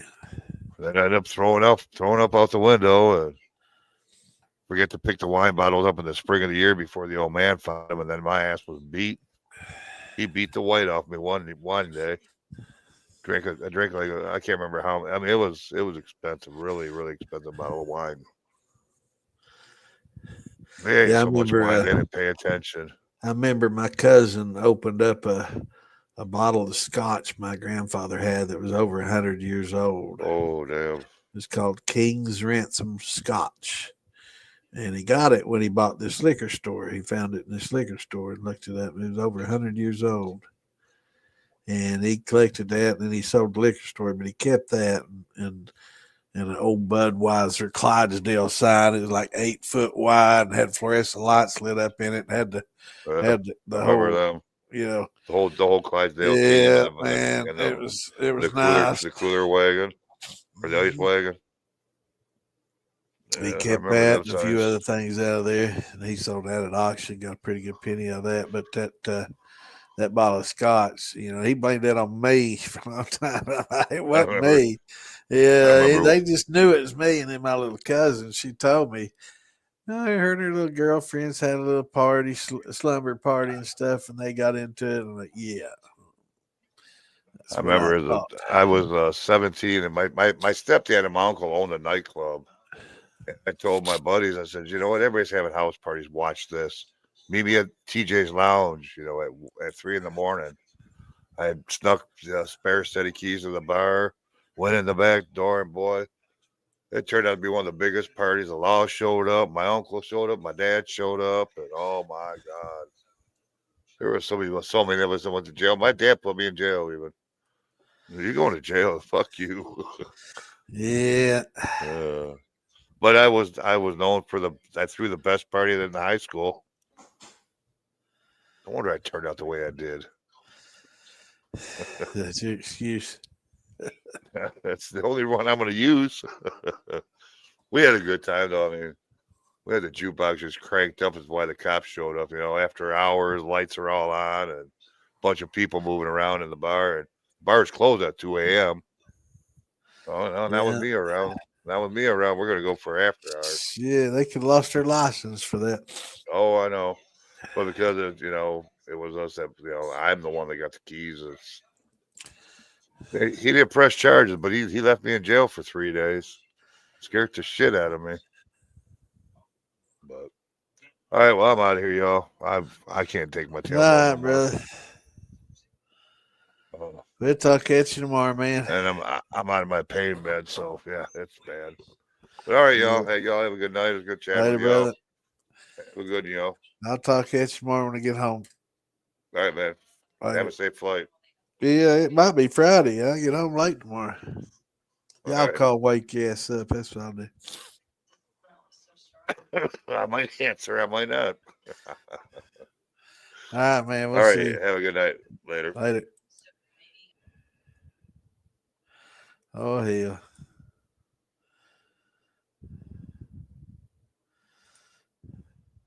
We need more options.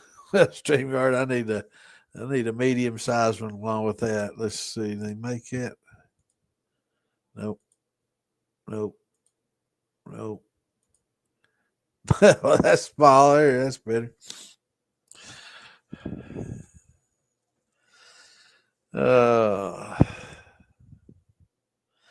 So everybody's week going. It's hump day.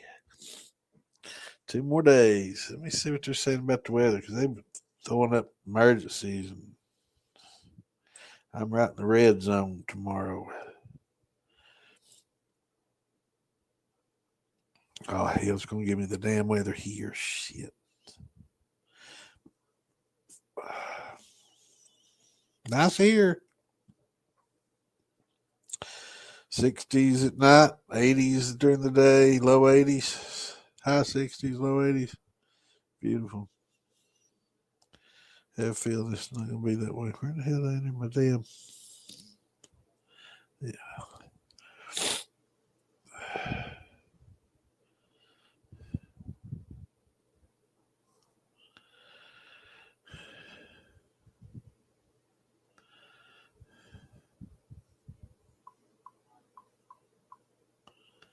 There we go.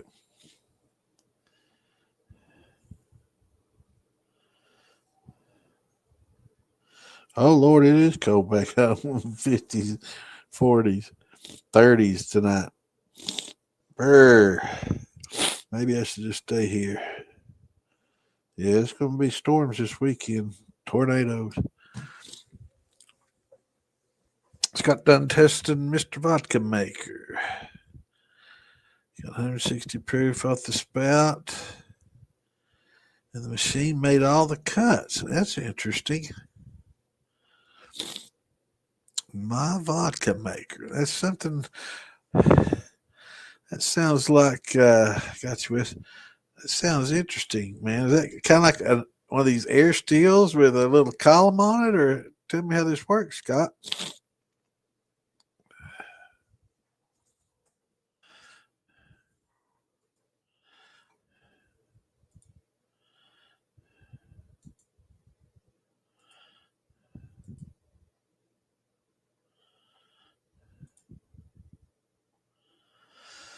Ohio weather's awesome. I bet it is. It's cold up there, wasn't it? It'll be snowing where Lisa is for another month or two.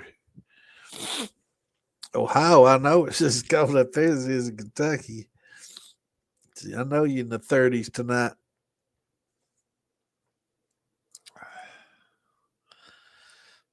What's going on, Mr. Sam, man? Busy tonight. Have you? What you been hammering out over there? Arm and my skills. Huh? Awesome. Hang on a second. Hang on.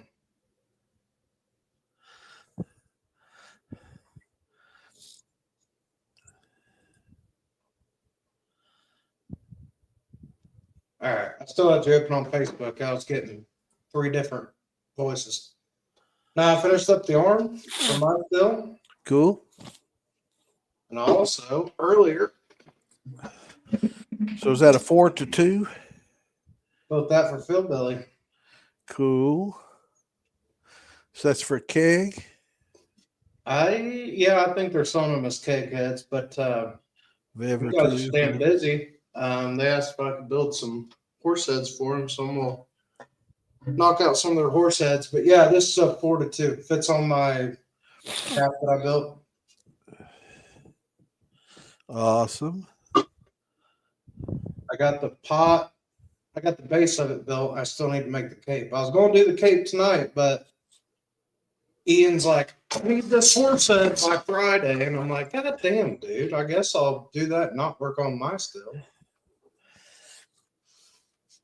So cold up there, is it? It ain't hateful. It's not warm.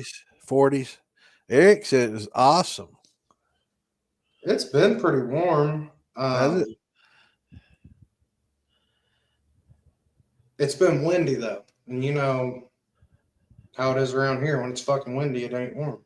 50 and windy. Yeah, which is cold. Yeah, it's pretty chilly. Scott, I'm waiting on you to tell me about this My Vodka Maker. Damn it. Don't make me Google this shit. What's up, Lisa?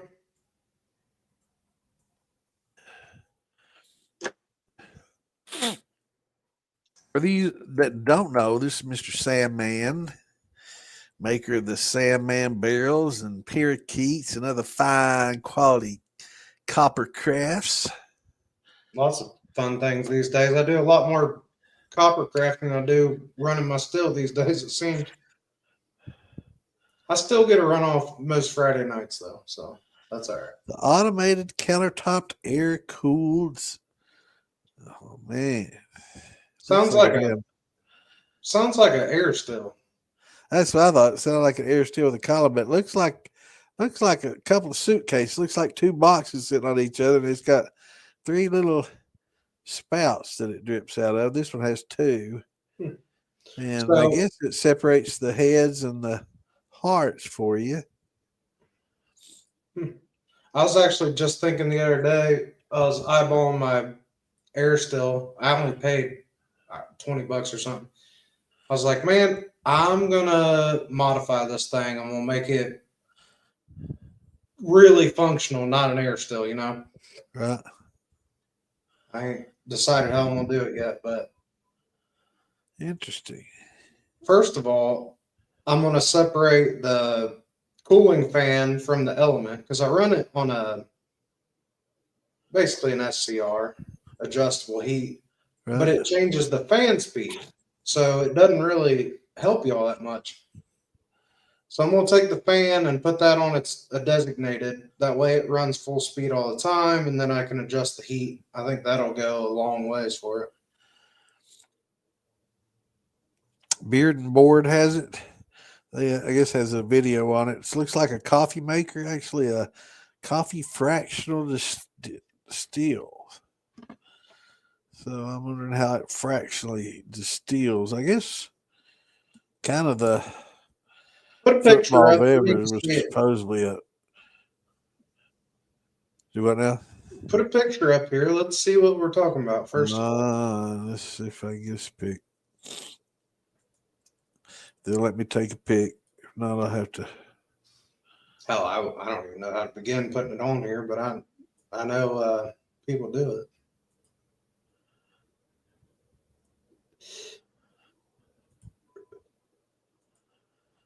So I messed up. You know, I'm building my new still pot and all that. Yeah. I played around too much and I burned up too much copper, and I had to buy another sheet of copper. All right. So there's the ad off the page, and I guess I'm gonna say one catches heads and one catches hearts. Let me see if I can find a little better pic of it. Yeah, I played around building all this little stuff here and there, and got down to try to build my cape, and I didn't have enough copper. Yeah, it's got wireless. It's got a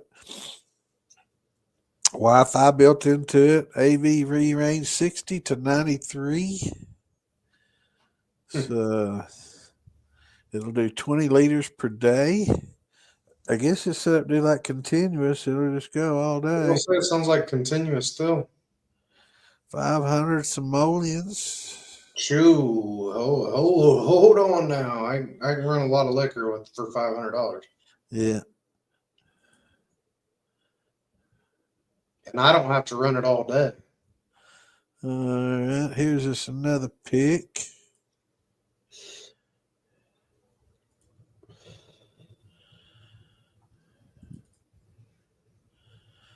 This is another picture of it going. Hmm. Sitting on a stool. I'm curious what the two jars are. I need to see somebody run some of this now. But one of them, I'm assuming, is heads, and the other's I mean, hearts. I would. Well, I guess if it's a Somehow it's continuous, separating them. I guess if it's a continuous still, you'd want to have a jar under it all the time. But the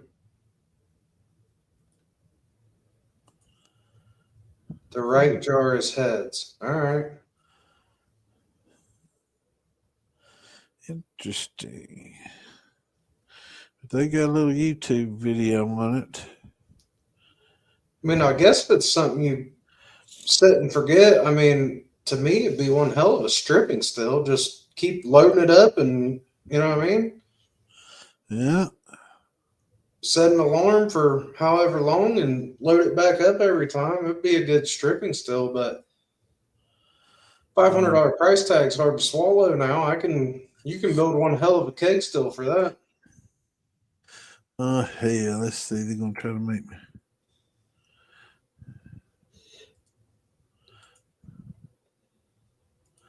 I hate it when they won't let you save a picture, save as web page file. Just take a snippet. Well, what is that? Control Alt S or what? Oh hell, I don't know. I just look it up in the search bar in the under the start menu. Somebody tell me, Windows Shift S or what? Just hit the start button and hit the search bar, and it's a snippet tool. I'm on Windows 8. Yeah, but there's search or your home button down the bottom left, or your whatever the fuck it's called. Yeah. I'm on Windows 8. Let me see if I can find what the quick tab is. Yeah, find out. I know how to do a screenshot of a whole page, but actually I did a snippet the other day. I don't remember how many I did. Yeah, click that bottom left, the Windows button, and hit the search bar and just type snippet. All I had to type was SNI. Snipping tool. And what does it tell you? What are the key strikes for snipping? It don't show me the keys. That's what I was looking for. Here, I'll find it.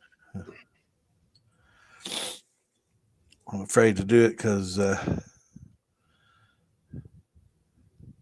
I wasn't running the stream, I'd do it. Right. Windows logo key Shift plus S. Yeah, let me get to that page.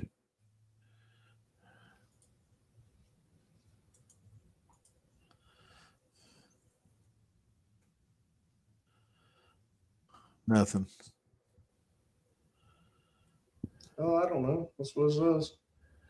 Do you have a Windows logo key? Yep. Yeah, see, I don't even have that. Mine would be Control. Let's see what Windows. Oh, hell. Now I'm doing Control. Windows Shift S. Control Shift S. Oh, yeah, mine didn't do anything either. Control Shift S. Well, it didn't bring up what I wanted, but it brought something up. Well, let's see. I think let me do it this way. I can do a Windows screenshot, and then I can go to screenshots, pictures. Seems like a lot of work. It is, man. If I was on my home PC, I'd already had it. I know how to do it on that, but I'm not familiar with Windows 8. I hadn't used it in so long. I think this is 8. I'm actually not really sure. I bought a refurbished desktop. That's what I run on, but Well, I also don't even use a keyboard. I mean, I just use this little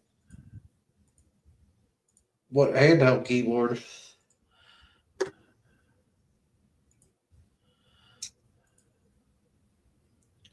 I got to see old Steel Valley the other day. He stopped by Phil's. Talked to Joe. Yep. Yeah, he was on podcast the other day. What was he up to?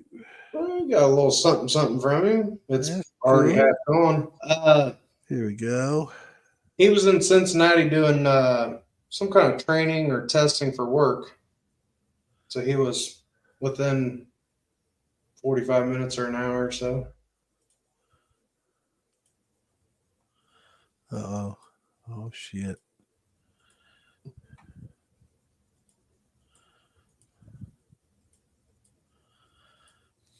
Is anybody watching this thing right? Nobody in the comments? What's going on here?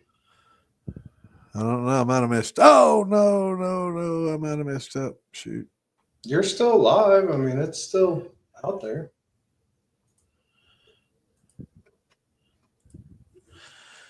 Well, heck.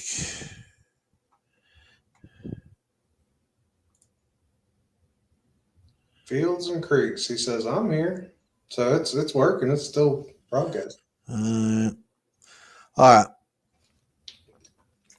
I'm going to just have to say maybe next time. But we saw what it looked like anyway. It's just another picture of it. It's a little zoomed out picture so you can see a little better. Right. But yeah, that's pretty cool. That $500 price tag still gets me. Yeah. Yeah, they're definitely going to have to go down. What's going on, Billy Reed? Oh, yeah. Well, I got everybody here. Be sure to hit the like button.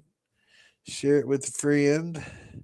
And if you're on YouTube, hit that subscribe button. That sure helps us out a lot. And doesn't cost a penny, and it helps my buddy Fear Billy out a lot. So, and anytime he comes on or I come on, it'll pop up and you'll know that. Jump in there and spend a little time with us.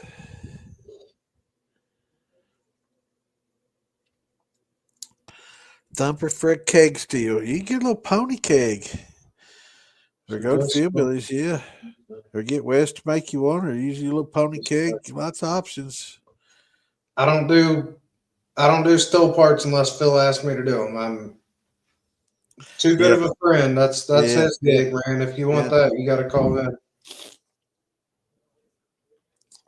Phil here just buzzed, Sam, man. Hey, me too, brother. I've been buzzed for a long while. How's it going, Mr. Dance? Good to see you on here, brother.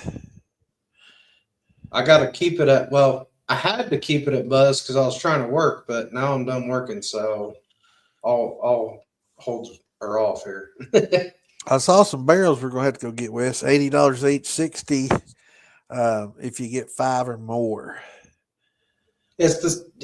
I bet it's some same ones I bought last time. No, these are 53s, bro. Oh, I don't want no 53s. I can buy 53s for $50.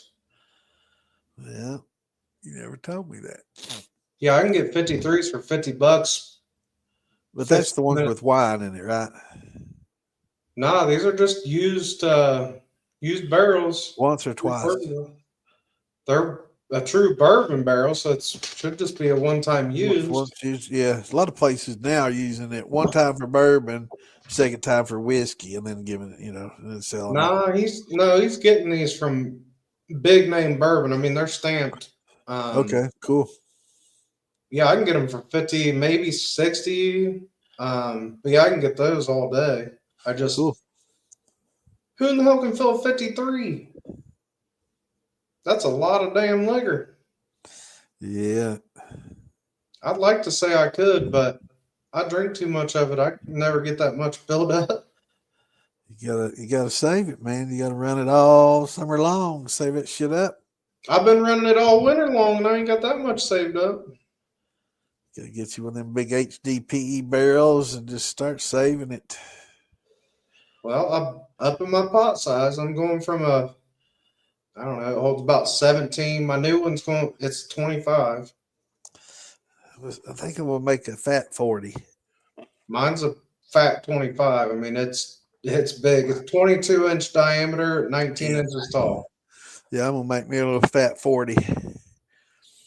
I don't want a 40. I think 25 is where it's at for me.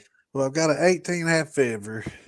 I got a 15 keg and I got a 7.5 keg, and I've got two 80s, but I don't have anything kind of in between all that. So I want to See, if I do anything in that realm, I'm just going to do a 55-gallon stainless barrel. I saw some of those today, $300. That's a pretty good deal on if it's a real good condition. It is, and it's got the band. It's the banded tops too that you Oh, can take. I don't. I'd rather have a sealed barrel. I'd put it. It's steel, but I mean, you can take the top off and get down and clean it, and then you can. Yeah, I want a sealed top. I want a solid top. I'd put an 8-inch ferrule in it. Those leak, man. I've heard horror stories about those. Well, I mean, you can put you a little silicone gasket on that bad boy, and I mean, you could, but I'd rather just get a sealed barrel and put an 8-inch ferrule on the top of it, and I ain't got to worry about it. you could TIG the top on if it really bothered you. Well, that's what I'm saying. With a sealed barrel, you just get somebody to TIG an 8-inch ferrule on it, and you can get it. I just like the thoughts of being able to open it up, be able to get down there and scrub it out if I had to, you know. That's what I'm saying. 8-inch ferrule, you can get in there and scrub it out, do what you want to do. Yeah, I think my big arm's getting in a 8-inch ferrule. I know they have 4s and 6. It has a little trouble. You can get in a 6. I can get all the way. I can get shoulder deep in a 6, but I can't see nothing. I mean, it's everything it's got. Yeah. I'm doing a 6 in my pot. My 6 would be pretty tight, man. I got ham hock arms, man. I know I could big old get meat my whole arm hands, in there. My biceps are like 16, almost 17. I guarantee you can get your arm in a 6-inch ferrule. Bill can get his arm in a 6-inch ferrule. Yeah, he's got them little what they call those? What they call those?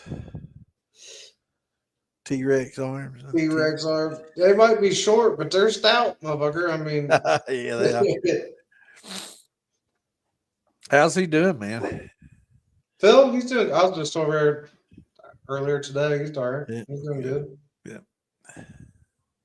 They're catching up. They both had some shit going on. I mean, I'm not gonna speak to what it is, but they both had stuff going on, and yeah, I know. That's why I was asking. Yeah, they got pretty far behind. I mean, like I said, I know he's about a couple weeks behind, but yeah. But hey, man, when you order, this ain't factory made. When you order something handmade, you got to expect shit happens. You know. Yeah. It was actually kind of crazy that both of them had shit the same week. So, it put them a week behind, but there wasn't just one of them out there working either. But yeah, they're busy as shit. I tell you, man, every time I'm over there, they're making lists of orders, and I'm like, God damn. Like, yeah, man, it ain't like some of these people, man, months and months and 8 months behind. And well, that's because they're out there 8 hours every day hammering this shit out. This is what they do. A lot of these still builders, I mean, there are, guys, this is what they do for a living. But some of these still builders are just hobby builders like me. Dude, I told Phil, well, he wanted a bunch of these horse heads, and I'm like, I'll do like one a week, dude. Like, I can't. Yeah. My wife divorced me if I'm out here every goddamn night building these things. Looks good though, man. Appreciate it. The first one was it was ugly. It was a disaster. I mean, it was all right. I'd use it. It'll seal, but it was ugly. Usually the first ones are. That's what I was telling them guys. I'm like, man, I'm like, you don't have to buy this one. I'm like, I'll just keep it. And they're like, no, it looks pretty good. And it was all right. But I'm anal and I like things to be how I like them to be, Yeah, they had 50 gallons for 300, 60 gallons for 400 on the steel barrels. We got, man, they're hard to get, but there's somebody around here about 45 minutes from here or so. He puts them up for $80 every once in a while. But you got to be Johnny on the spot. and go pick them up as soon as he posts them because he won't hold them. He's like first person here. I just say, here's my phone number. Don't even advertise. Just give me a call. I'll be there. Oh, we try to do that. We told him we'd give him $100 a piece if he'd call us first. And he's like, nah, man, I've done that before and got screwed and blah, blah, blah. It's like, Whatever, man. so Shit. we set notifications every time that guy posts something for sale. Yeah. We get a notification. And me and Ian are like, we want them. We'll be there, you know? On the way. Yeah. Yeah, that's one of them things. You drop everything and you just go get it. Yes, sir. Yeah, I got those 80s really cheap. No, And and it's, wow, them guys, you want to talk about, they get these, I think it's a 240 and a 5. They get 240 gallon and 500 gallon stainless containers for a good buy, which they're passing along a good buy. right. You know, if anybody wants something that big, they're not trying to make a fortune off of them. Somebody doing commercial and wanting to do some craft and wanting to kind of do a grassroots kind of thing and don't have, hundreds of thousands of dollars to invest. It's a damn good thing because, I mean, we've been to these festivals, man. I mean, a lot of these crafts distillers. I was talking to one in Beattyville last year and drinking all the different ones. Talked to this guy, and, I was talking to him what kind of steel. He's running a 30-gallon steel, man. He's commercial. Oh, yeah, a lot of these guys, I mean, maybe up to 100, 110, but dude, 110 gallon copper rig is going to cost you 15 grand. Yeah, this dude was running stainless. He was running 30-gallon stainless. Like, man, that's I've got an 80 for you, bro. See, and I wouldn't be running copper now if I didn't meet Phil and Ian and them guys, kind of showed me the ropes, and that's why I won't build stills. Look, can I? Yes. Will I do it for myself? Absolutely. But I ain't doing it for anybody else because that's what they do for a living. Yeah, I can't cut your buddies out like that. And they taught me all this shit. And if I didn't learn from them, dude, I can't afford a $1,500, $2,000 still. Right. Or, you can't afford to go out and buy, a brake, a roller, a bead roller and all this equipment and, to work it on. It's just, not if you're just going to make one for yourself, it's kind of hard to do all that. Well, and even so today we was talking about, so I got a compass that'll do pretty damn big. But for that horse head, because it's so long, your large radius is fucking huge. And my compass won't go that big. So I got to looking and I'm like, I'm just going to buy one. That way I got it. And it's $50 for that compass. And I'm like, I'm going to use it once or twice. Fuck that. I'm just going to go to Phil's. You know what I mean? Like, just make one. Just get you, that corrugated steel with little holes cut in it. I know what you're saying, but again, I'll take. Again, they're 15 minutes for me. Right, so right. Yeah. I just roll up there and use their stuff. I mean, and we trade, man. We wheel and deal all the time. That's what we do.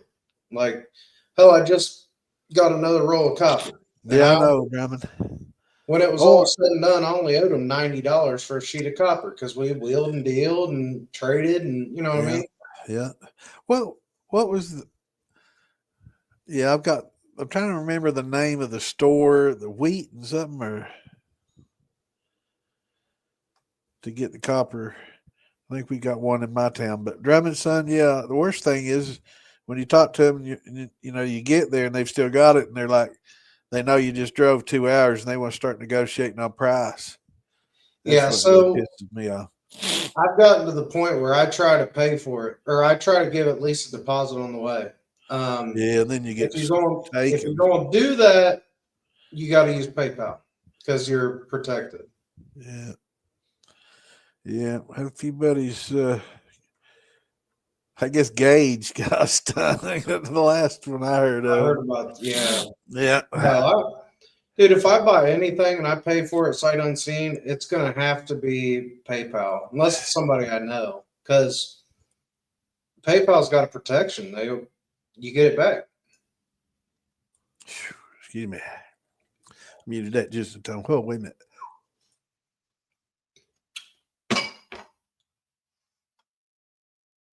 Damn allergies down here, man. There's something in the air down here killed me. I've been taking my allergy medicine since I've been here. What are you in Florida for? I didn't even know you were going. I saw where you Yeah, was. I had to come down and work on Ann's house. She rents it out, and this tenant had some things they needed worked on, so I came down, got it all taken care of. Right. It's a good deal, though. I have a house to move to if we decide to move down here, but Well, no, you get a little vacation out of it, work a little bit. yeah, yeah. Write it off on the taxes. Had to come down and work on the rental property. Exactly. Get a little write off. She got to visit with her daughter and grandkids. So that's good. Right. Where you staying at? You at like her Yeah, family? daughter's house. Yes, I'm in her daughter's office now. All right. It's a nice little HP printer out here, scanner printer. That's the bomb. That's a nice one. You think about printing labels while you're there, aren't you? Yeah, I know, but now that you mention it, I wish I'd brought my damn box of labels. I could have. I'm telling you, man, we got ours just a little cheap ass printer. It won't line up. I can move stuff, I can move settings, it will not line up That's and odd. print right on it. Mine was doing fine. This is what pisses me off. Mine was doing fine, making these wine bottle labels beautiful, and all of a sudden, and then it was right like a week after I got this great deal on Amazon, and it was like a case of these labels, and each box in the case, told me that's about what it's like 20,000 labels, and that's sheets, and there's like 4 on a sheet, so it's like 160. And so I got them from cheap as dirt. And right as soon as I got those, man, and I did like the second sheet, the printer goes out, man. And I know what it is, but I got to take the damn thing halfway apart to get to it. And it's just going to be time. It's going to be a whole day. The cost of damn printers anymore, you can probably buy one as much time as you're going to spend. Oh no, this is a nice color laser printer. It's a big, huge, nice color laser. Yeah, mine's just, I was going to say, mine's a little $50, $60 printer. Yeah, inkjet. Yeah, this is color laser. You really want to use color lasers for your labels because that inkjet stuff, when it gets wet, they just blend, and unless you can coat it or something. I was going to say they sell one that has like a cover, waterproof cover, and that's what I was going to do, but I could never get them printed. I got one of those for my daughter. Got her one of those that can also do this. I don't know, I'm going to use the wrong word, sublime or something like that does like t-shirts. Sublimation. Yeah. Yeah. Then you can do t-shirts and shit with it, or print to something that you transfer. I got her have for that big nice Epson. You just got to have a printer with tanks on it. You can't have the cartridges. Yeah, it's the Eco Tank. Yeah. I got a nice Epson Eco Tank. It was her big present for her birthday, and I guarantee it's some bitch still in the box. Fields and Creeks. I have never personally dealt with Stills Company, but I have not heard great things, honestly. Yeah, there's just too many locals and too many on here that I talk to all the time, and Phil Billy, and there's a whole list of them that hang out with us, go to festivals. They're very dependable. I've heard Steven Stills. That's back in the day, Steven Stills did excellent work. He built some really nice large steels. My understanding is he's retired. His son has taken over, and does some decent work, but has had some issues. So I don't get involved in none of that. I don't want none of the drama. But I've heard there was some issues, there, and and I tell them what. Again, no personal experience, but I've heard customer service is absolutely terrible. And if you do have an issue, it's yours. They're not going to fix it. They're not going to do shit for you. Yeah. Again, I don't know. This is hearsay. There's too many people I can send you to that you pay another $100, $200. I don't know that some of them are any more. I know that brews are probably cheaper. And a few, Right.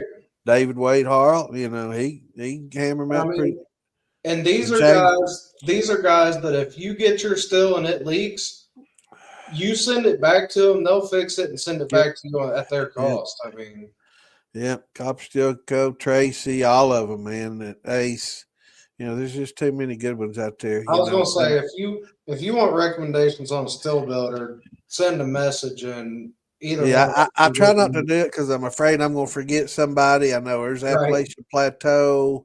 Those guys do good work. I know. Join Moonshine Militia, and I think we have a list. I think there's a saved list of reputable still builders in the files, I believe, or there was. North Georgia does good work. There's just a lot of people you can depend on.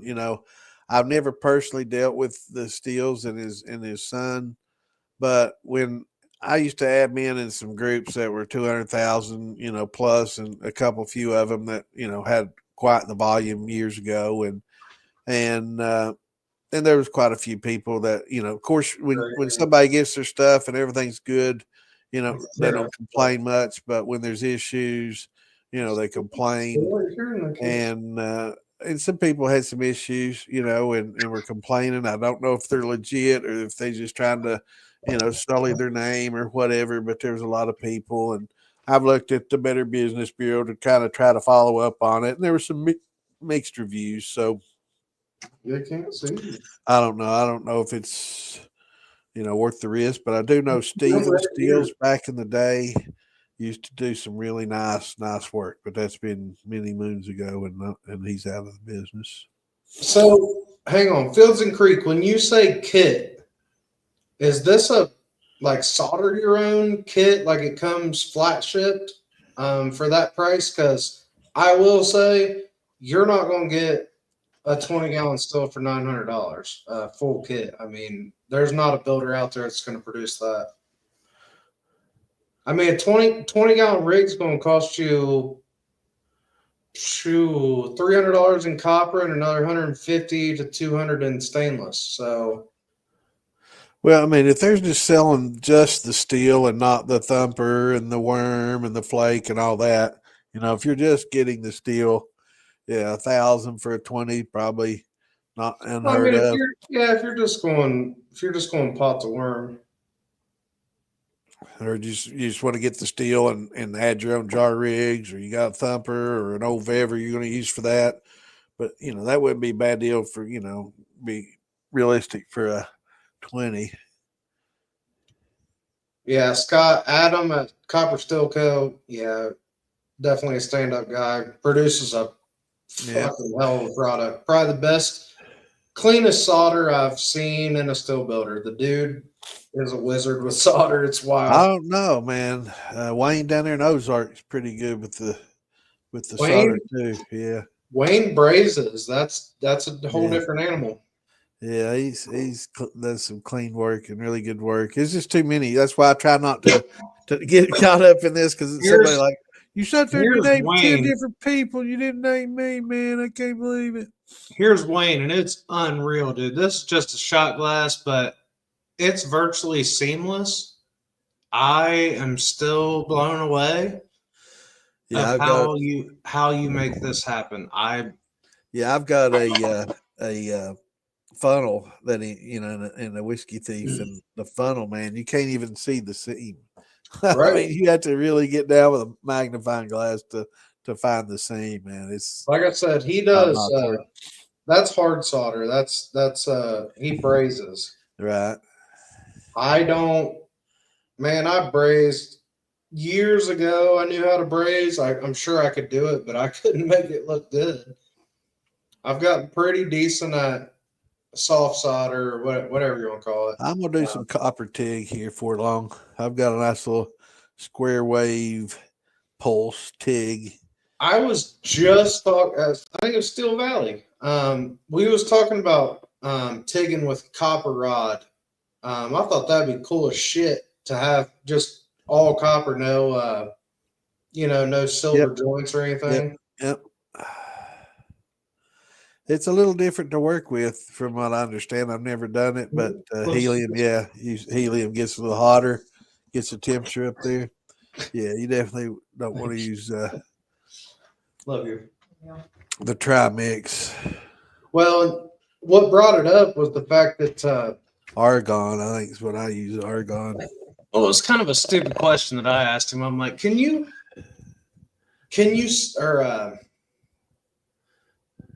what the hell? Can you braise with a copper rod?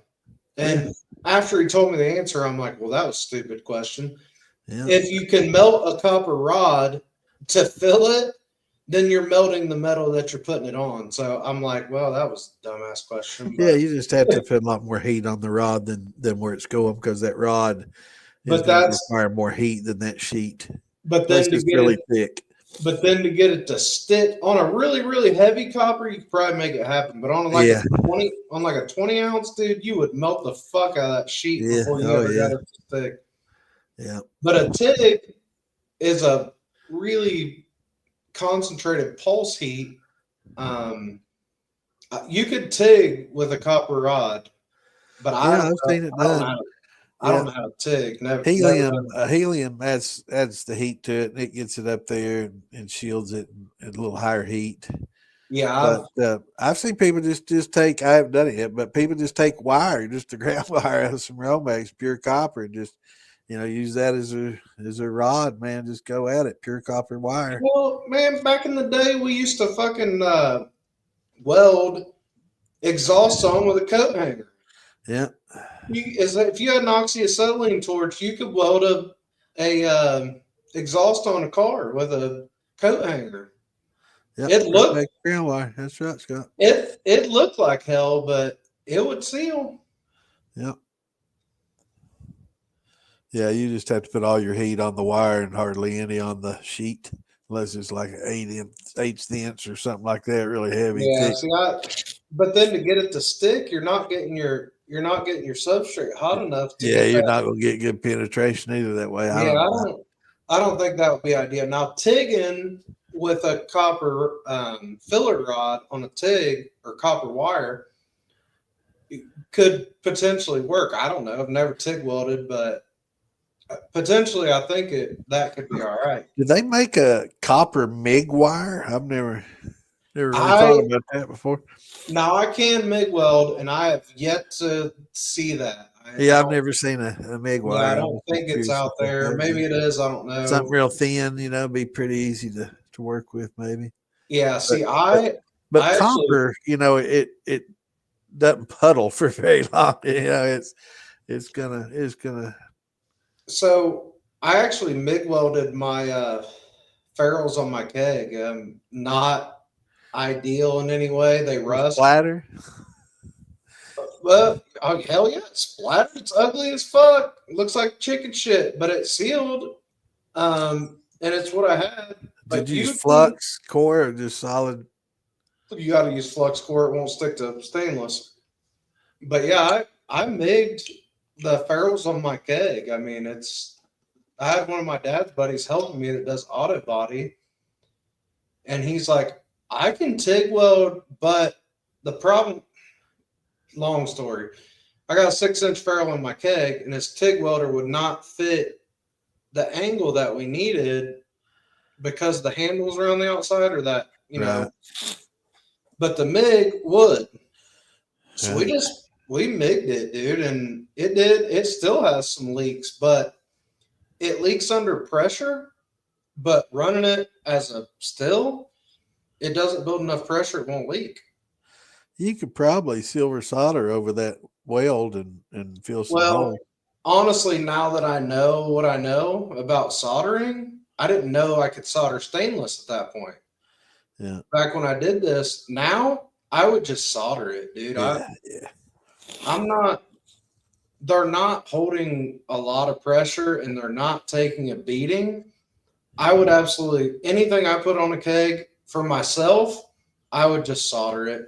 I would silver solder it with a oxyacetylene, but I would definitely solder it. I would not weld it because I have the capability to do that. I don't have to go ask somebody else to do it. Yep, I got a little MIG welder, and I've got that ACDC pulse square wave fancy TIG, and it does stick too. I saw a pretty good little deal on a small plasma cutter the other day, and it went off sale. It was on Amazon. It was on sale for like $100. It's normally Man, like you gotta watch 320. those. Phil has one, and we played with it for a while, and it just won't cut a clean line. Like no matter what you do to tweak it, it's an ugly ass. You got to grind. You might as well just drill it. Yeah, Because if those bits get expensive over time, they don't last long. If you do a lot of work, if you've got a guide, you can make a decent cut with them. But just trying to freehand it, man, but they won't. It's not. The cheap ones will not make a clean cut. It's jagged and nasty. Really? And you got to grind the hell How out thick of of it. material are you cutting? Well, I'm a keg, for instance, stainless keg. Huh. They will not cut. It's jagged and nasty. I thought, I'm like, well, it's probably because it's dirty. Let's grind it down, clean it up. Nah, it's just, and we even had a guy that knew what he was doing. He's like, here, let's tweak the settings, blah, blah, blah, blah. And it just won't. They play your air pressure and everything blowing. I don't think it has enough. It just doesn't have enough heat to have a continuous, so it creates ridges. It looks like a damn saw blade when you get done. Well, the one I was looking at, the dude was doing it on YouTube and showed the different samples, and then on the thicker stuff like 1/8 inch, half inch, it went up to a half, and from 1/8 inch to a half, you can see some major lines, where it was just wasn't really cut thin, but from I guess from a quarter, maybe a quarter to a half, but like from an 1/8 on down to the thin stuff, it looked fairly clean. Right. So Scott, agree 100%. Solder on a keg or on a still is the way to go. I mean, Yeah, for sure. Especially when you learn it, get a steady hand. You can get a now if you're Adam, you can make a goddamn perfectly straight line with a ruler, but I can't do that. As far as CNC table, that's what North Georgia, I'm pretty sure they cut all their steel parts with a CNC. Yeah. Ideally, it's the way to go. Yeah, roll that sheet out, little vacuum sucks that sheet, that move. I mean, cuts the whole damn thing. This is what Old West uses, and I did spring, and I spent $30 on a pair of Midwest. I mean, I bought a good pair of snips, but no. So I will say, this right here, one of the best investments I made for soldering sheet. Super. How long's your hose there? I don't know. 3 foot. 5 feet. 3 foot, maybe. But it's got a super fine point. Yeah. So it takes longer to heat up. Is that benzomatic or what? What is it? Benzomatic or what? I bought a cheap one, man, and it was fucking cheap. It only worked for a couple of days, and it started sputtering. So I bought one of these. It was $55 for that torch. What kind is it? What? What kind is it? This one's benzomatic. Okay, yeah. They're Fire Point or something like that. I can't remember what it's called. Yeah, that's good. But I mean, I will say it cleaned up my solder joints drastically. Like, I'm not the best in the business now. Don't fucking rate me. But that ain't terrible now. That's pretty good. Yeah. That ain't bad. Pretty clean solder. And that's a butt weld, right?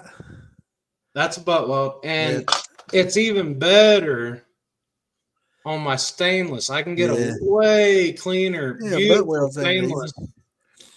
with that torch. Because it's got that fine point. You don't have to, Right. you're not worried about a big, wide flame. You can put it where you want it. You ever use can you use map gas with it? If you want to pay for it. The problem is, dude, if you build enough stuff, Maps gas is like $15 Yeah, it's for a bottle. I can buy a bottle of propane for like $4. yeah. And the difference is just not enough to me to make it.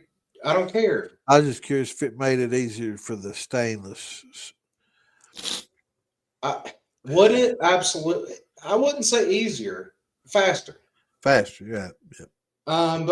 But for me, I'm not built. I'm not a production line. I'm not really worried about time per se. I mean, I built the whole horse head, and I finished that, which everything was formed on both of them. But I soldered everything tonight, and the horse head I drilled. I did all the work.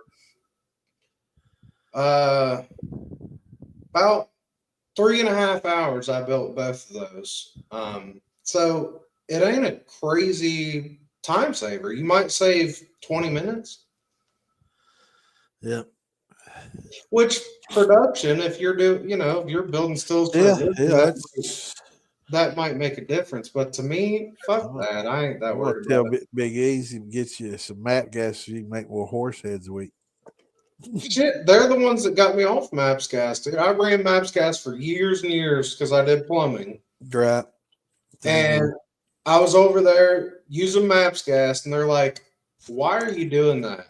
And I'm like, "Because it's fast. It heats fast." They're like, "Here, use this same." It was the same torch head I was using. They're like, "Here, use this." And I didn't see a noticeable difference. So I was like, you know what? You're right. I'm done with that. I'm to hell with What's Maps going Gas. on, Jeff?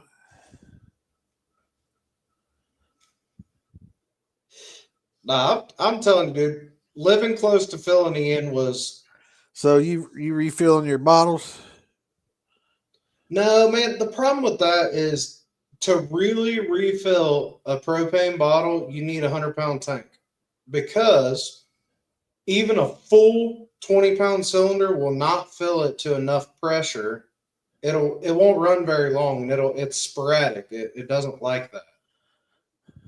Now, on like a grill or something, that's fine. But when you're trying to run a constant heat source, it doesn't fill to enough pressure to really do what you want it to do.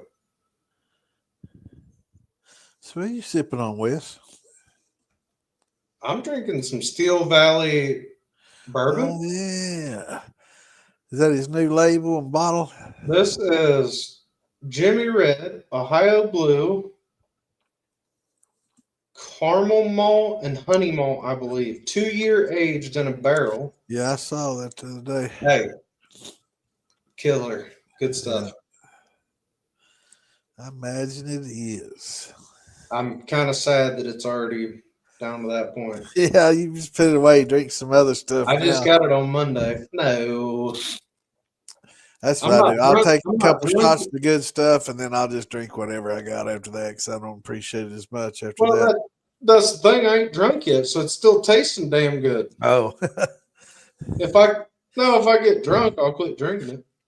I'm also drinking some damn sweet tea that I made alone. yeah, I got me a little mango tea here. I've been sipping on. I made this. Shoot, I meant to only make like a gallon of sweet tea. I don't know what I did. I went way overboard and made so much more. So every once in a while, I break out a jar of this sweet tea just to get rid of it, basically. Yeah, distill it, ferment that shit.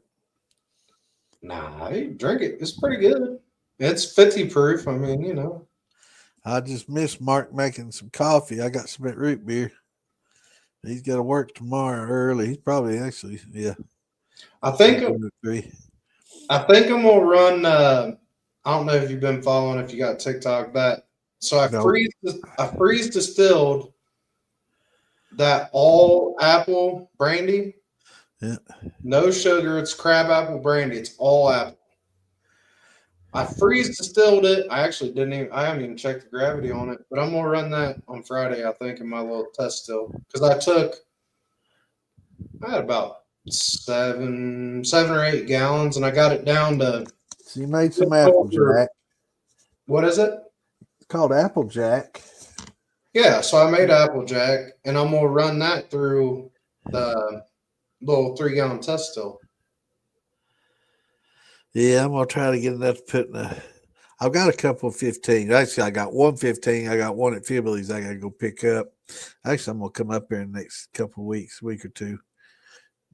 Let me know. Let me know when you're coming. Oh, I will. Yeah, I'm gonna come out up and hang out and help them out today. Just kind of hang out and see what's going on, shoot the shit, I'll help them come do a see few you. things, and That pick was up. that's the cool thing about my job is if I know somebody's coming, I just get a real early start and knock out what I need to do for the day, and then I can go do what I want to do. Yeah, my boss lets me off anytime I want off, man. It's awesome. Now I'm still working, but being the boss, I answer the phone, and that's all right. You know what I mean? Yeah. Like today, I got the fills at like 1. I don't clock out till 4, but I got 15 phone calls while I I work. work when I want to. Yeah, I thought it was funny the other day. This email, this one lender sending shit in bold letters now. We've sent this to you for 6 days. Yeah, if I don't reply, motherfucker, I'm not interested. Move along. Right. It's some unique property out in bumfuck, and they want me to go do it for nothing. And I'm like, nah, those days are over. Not So that hungry, bro. Scott, if you're planning on putting something in a barrel, hit me up, brother. There you go. I build barrels too. Get the Sandman barrel. These are they kind of emulate a full size barrel. Yeah, you got them in all sizes too, don't you? 1, 2, 3, 4, and 5. I got 1 through 5s. Yep. I've got a whole shitload of them full of liquor sitting beside me over here. Yeah, he's barreling more than he's making. Mm-hmm. Oh, I literally have as many filled over here as we've sold. We haven't been pushed them too hard because there's a lot of other shit going on. Yep.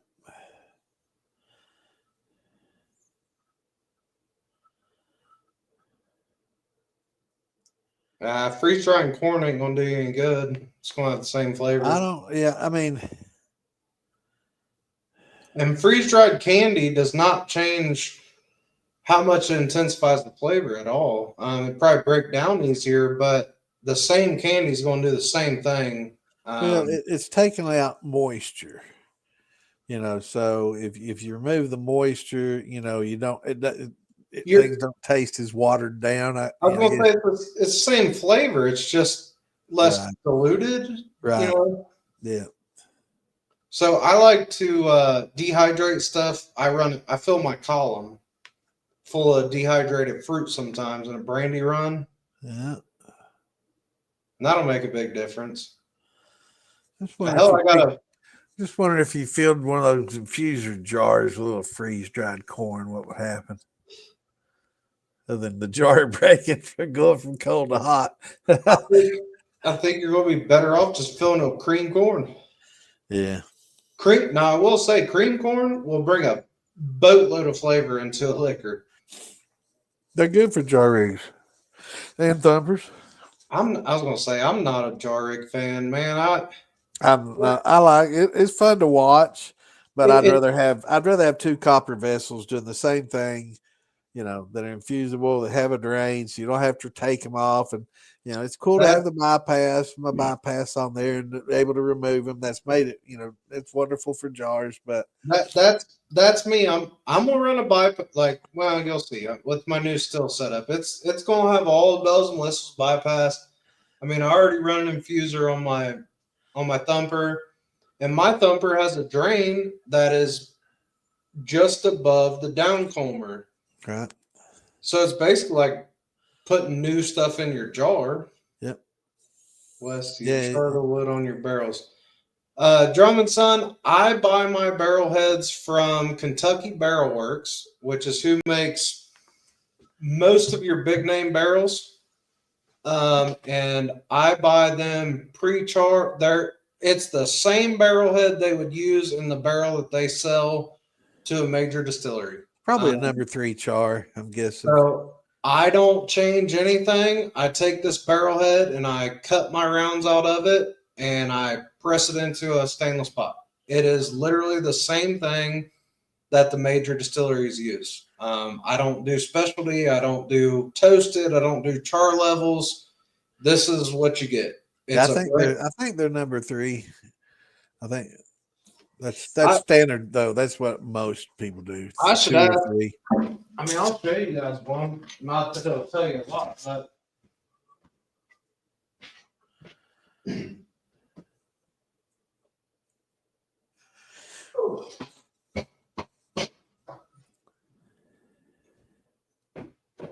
mean, this is just a leftover piece of one from where I was cutting stuff out of it, but that's what it looks like.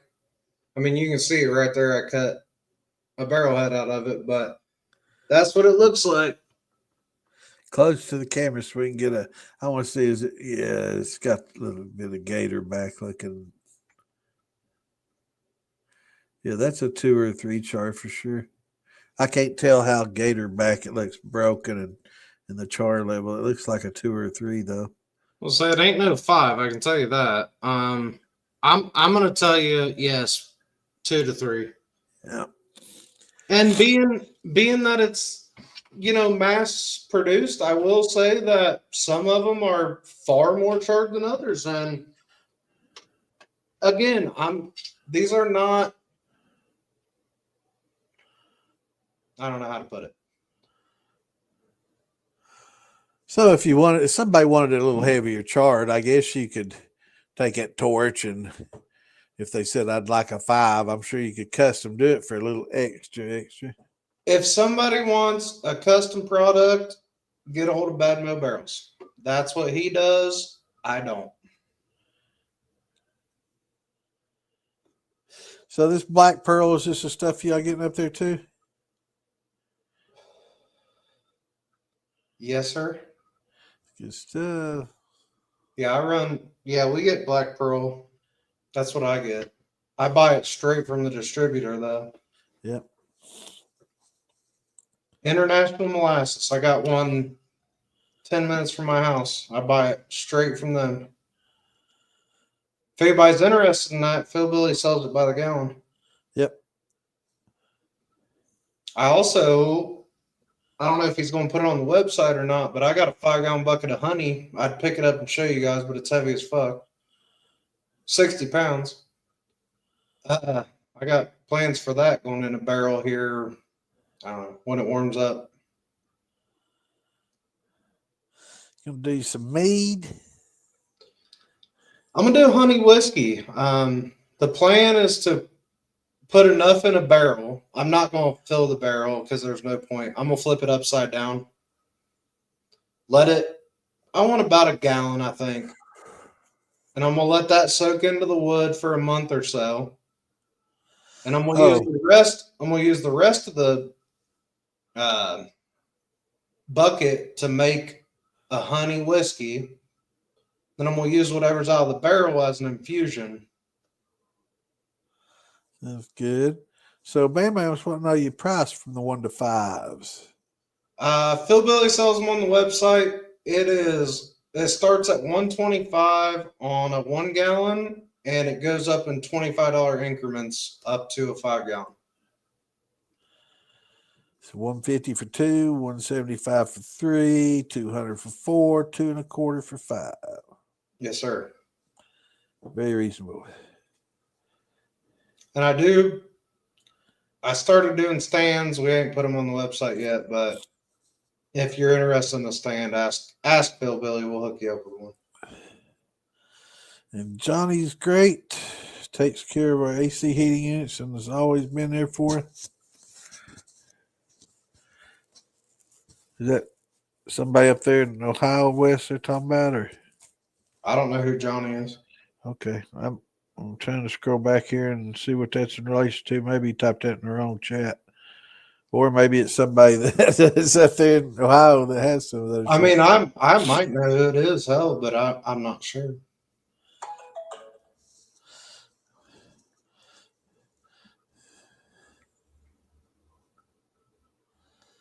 No, the barrels though, one thing I have to point out is these are not quick aging barrels. These are not barrels you put stuff in and grab it out in 6 months. They age similar to a 53. So yeah, it's going to take a couple of years. I mean, when I fill one, I don't even suspect I'm going to start tasting it or looking at it for at least a year and a half. I'm not. Or if you want to speed it up, you could put some spirals in there, to speed up the process. Absolutely, you definitely could. Kind of, I don't know. In my opinion, defeats the purpose of right. emulating a 53. But if that's what you're looking for, absolutely. And Phil also sells staves, and if you ask him, he'll cut them down to where they'll fit in one of the barrels, and you could definitely speed it up. Yep. That's one thing about Phil Billy. If you don't see what you want on his website, his phone number's on there. Call him. Yep. Because they will build you. If they can't build it, they will figure out how to make it happen, and they'll get it to you. If they don't have it, they can find it. They'll make it happen. If there's anything in the moonshine world that you want, Phil Billy will make it happen. You know if he's getting a Ohio Blue yet? Yeah, yes. I saw him. I saw Ian package up 20 pounds of whole kernel Ohio Blue today. Matter of fact. Yeah. I don't know how much now, but I did see him package up 20 pounds today. Yeah, I have to get a little bit of that when I'm up here.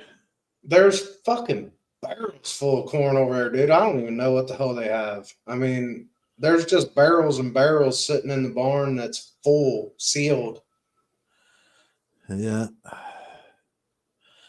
Totes of corn. Right? At least they keep it in the. Yeah, we were talking about him on Farm to Bottle. Hopefully he'll be able to bring some grains because they're trying to emphasize farmers and grain sales and, get some more of that in there. And I'm like, Phil will definitely be doing that. And, For sure. Well, Silcott has brought grains in past years, but I don't know where that's at. So, yeah. Why not? Well, I can get him some farmers there. I've told him like that's my stomping grounds, man. I grew up in Clarksville, 5 minutes from there. Yeah. I can get farmers there. Hell, they'll bring a semi load of yellow dent. That's what they want to see, What weekend they doing it now? I didn't catch your show the other day. We're waiting to see. It's still there. He was going to say, but they have to sign the contract first. I'm just glad it's not that weekend because that's my daughter's birthday and it sucks with that weekend. I'd rather. Yeah, I'm pretty sure it's not going to be that weekend. So I guarantee you it's not. There's a reunion that's in the expo building where they do all that. Yeah. So is the lid just pressed in? If it's going to be maybe the first or second weekend of September is kind of teetering, but don't know for sure and don't want to tell anybody one date and it end up being something else. And yeah. already made reservations, ask off work and everything else, and then have to deal with all that. Don't want anybody mad. For sure. So we're not definitely I'm back to Fields and Creek. I'm growing a full of Ohio Blue this year. Hell yeah, man. Ohio Blue is good corn. Yeah, it's excellent. It's good, sweet, good stuff, man. Is the lid just pressed in, or do you roll the edges of the barrel? So it's just pressed in. It is pressed in with a sealant. It's beeswax. I seal it with beeswax around the edge before I press it. and it's tacked in with stainless nails, so it can't move out. They absolutely will can I can't say will they can spring a leak. I tell everybody to keep a little bit of barrel wax on hand. Yep. It's like any other barrel. I mean, they're not 100% sealed. It can happen, especially Just when put the a little, weather. you have to put a little water in there to kind of. I put hot water in mine for 24 hours. Yep. They usually stop dripping within about an hour if having water in them, because when I get these barrel heads, they're dry cracks. I pull every stave apart and I seal it with beeswax, and then I press them back together, all the staves, and then I cut it. And when I press it, it compresses all those together.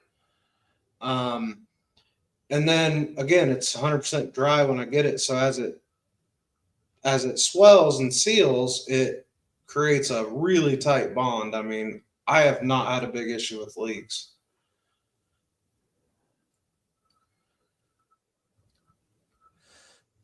Get some Jimmy Red. Yeah, we get some Jimmy Red and Ohio Blue and some of that Hickory White. Make a little red, white, and blue.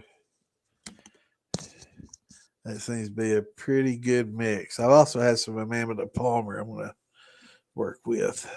Jimmy Red made the best bourbon I've ever produced. It was killer. Yeah, it's not like Bloody Butcher. It's different.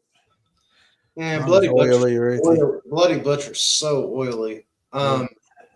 Jimmy Red's a good amount of oily, especially if you're going to age it. In my opinion, I think it plays well with oak.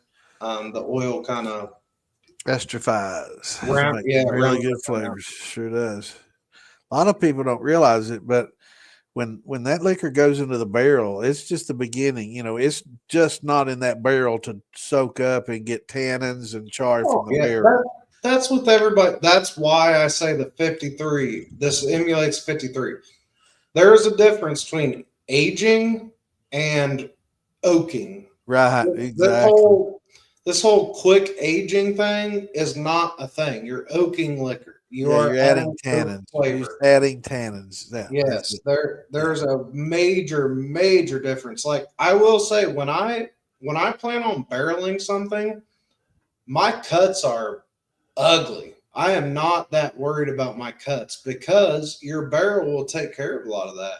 And you're having chemical reactions taking place over long periods of time. You've got all those oils in there that are esterifying and changing. So it's not going to come out just like it goes in. And it's not about the barrel. It's not about any. I mean, you can age in a glass jar and get these esterification, these oils converting to phenols and flavonoids and all this stuff.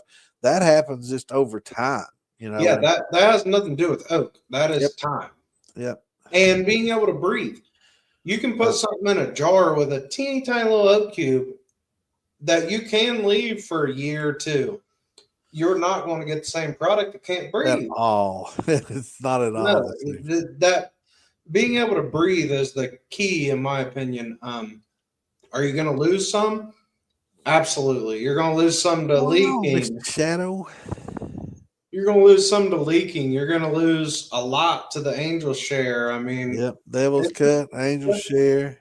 That's part of aging. I mean, I found out something the other day that was pretty interesting. Jeff shared with me is, when it gets a lot hotter, you're losing more of your liquor, but when it's like cooler and lower in the rick house, you lose more water.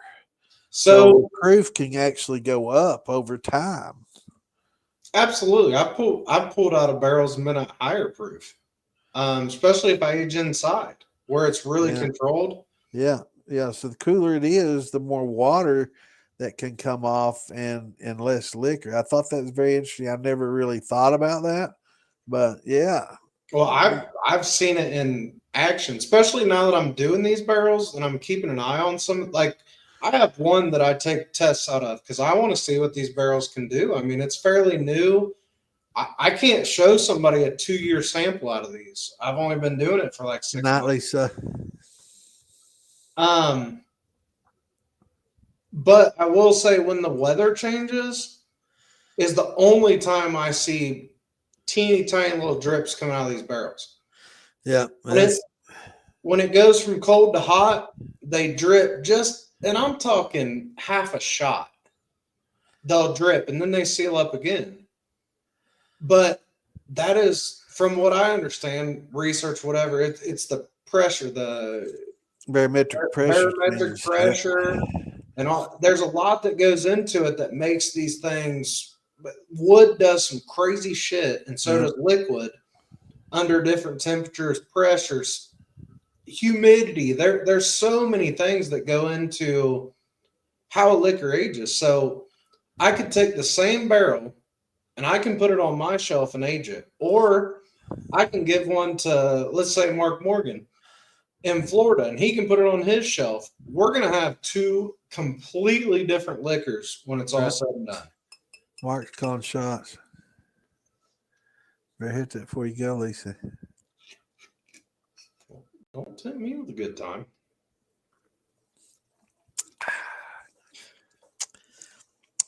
Good root beer.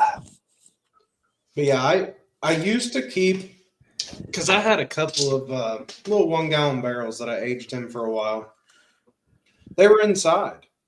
And now that I have done a lot more research and understand the properties and how things age, aging inside is not ideal in any means. That's not what you want.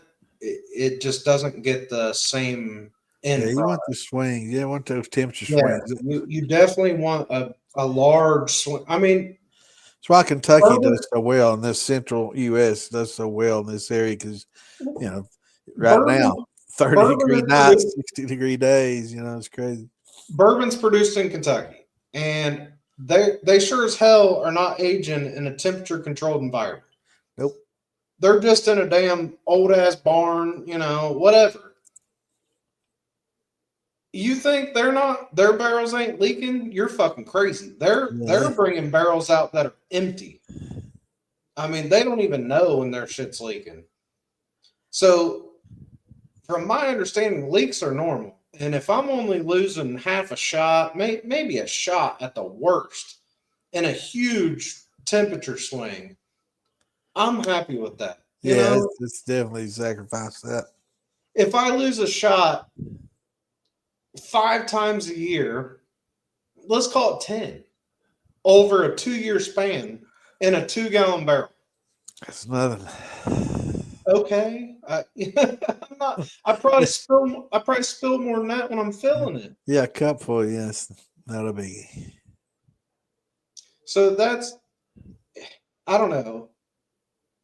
There's so many people out there that complain when they, I filled this barrel and when I got it out, I only got 3/4 of the amount that I put in it. Yeah, I lost 20%.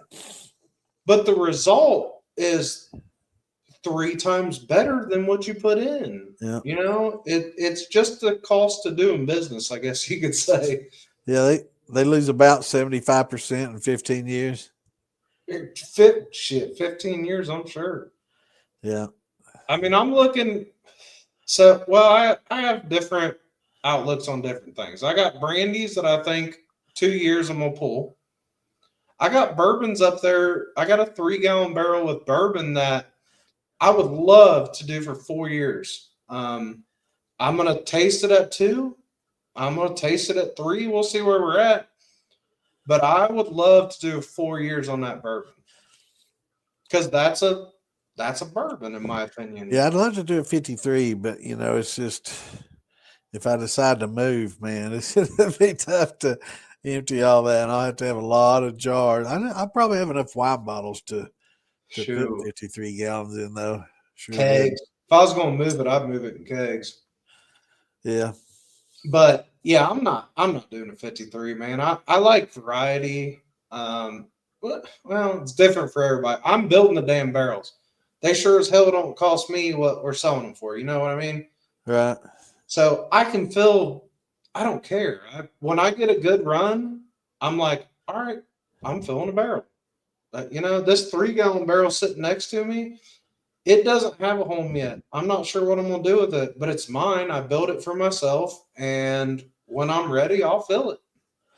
We're glad you enjoyed them, Colton. And that's why we're here, brother. We here to chat and pass on the knowledge and hope it gets carried on and share what we know. We don't keep a lot of secrets. Might keep a recipe as a secret, but that's about it. Shit, I don't even keep recipes secrets. Follow me on TikTok. They're all out there. Yeah. I need to get on TikTok. I've put it off. I thought they were going to shut it down for a while, so I was kind of apprehensive but I may get on there and do some videos from time to time, especially when I start doing some of these educational videos I keep talking about doing, but never finding the time to do. But I'm figuring things out on this StreamYard. I can show my desktop, and that's what I want to be able to do. I want to be able to, bring in some images and, like this, and be able to say, okay, when I'm, it's because in the past I thought I was going to have to do the little draw it and George, he has the chart on the wall, and I don't want it. This is what I want. So I'm able to do this now and show my desktop. So yeah, I'm going to be able to. Santa, I'm not sure that TikTok is the platform for that. I think YouTube, because dude, TikTok, it's going to be short. It's just going to be driving people to YouTube channels. Yeah. I have videos that are 3 minutes long that I get 2,000-3,000 views. I have 30-second videos that I have one that's got 90,000 views. I mean, little stupid shit's the ones that gets views. Yeah, yeah. I'm just going to use it as a method to drive people to a YouTube channel that I put them on. Yeah. Right. Yeah. What's your TikTok? At Sandland Spirits, I think. At Sandland Spirits. Let me look. I think that's it. Yeah, type it there in chat.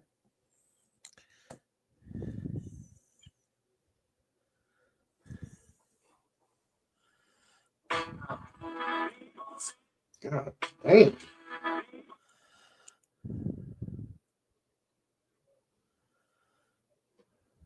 That's at Sandland Spirits. Here, I'll put it in chat. Maybe. Yeah, maybe I am getting drunk. Yeah, bam.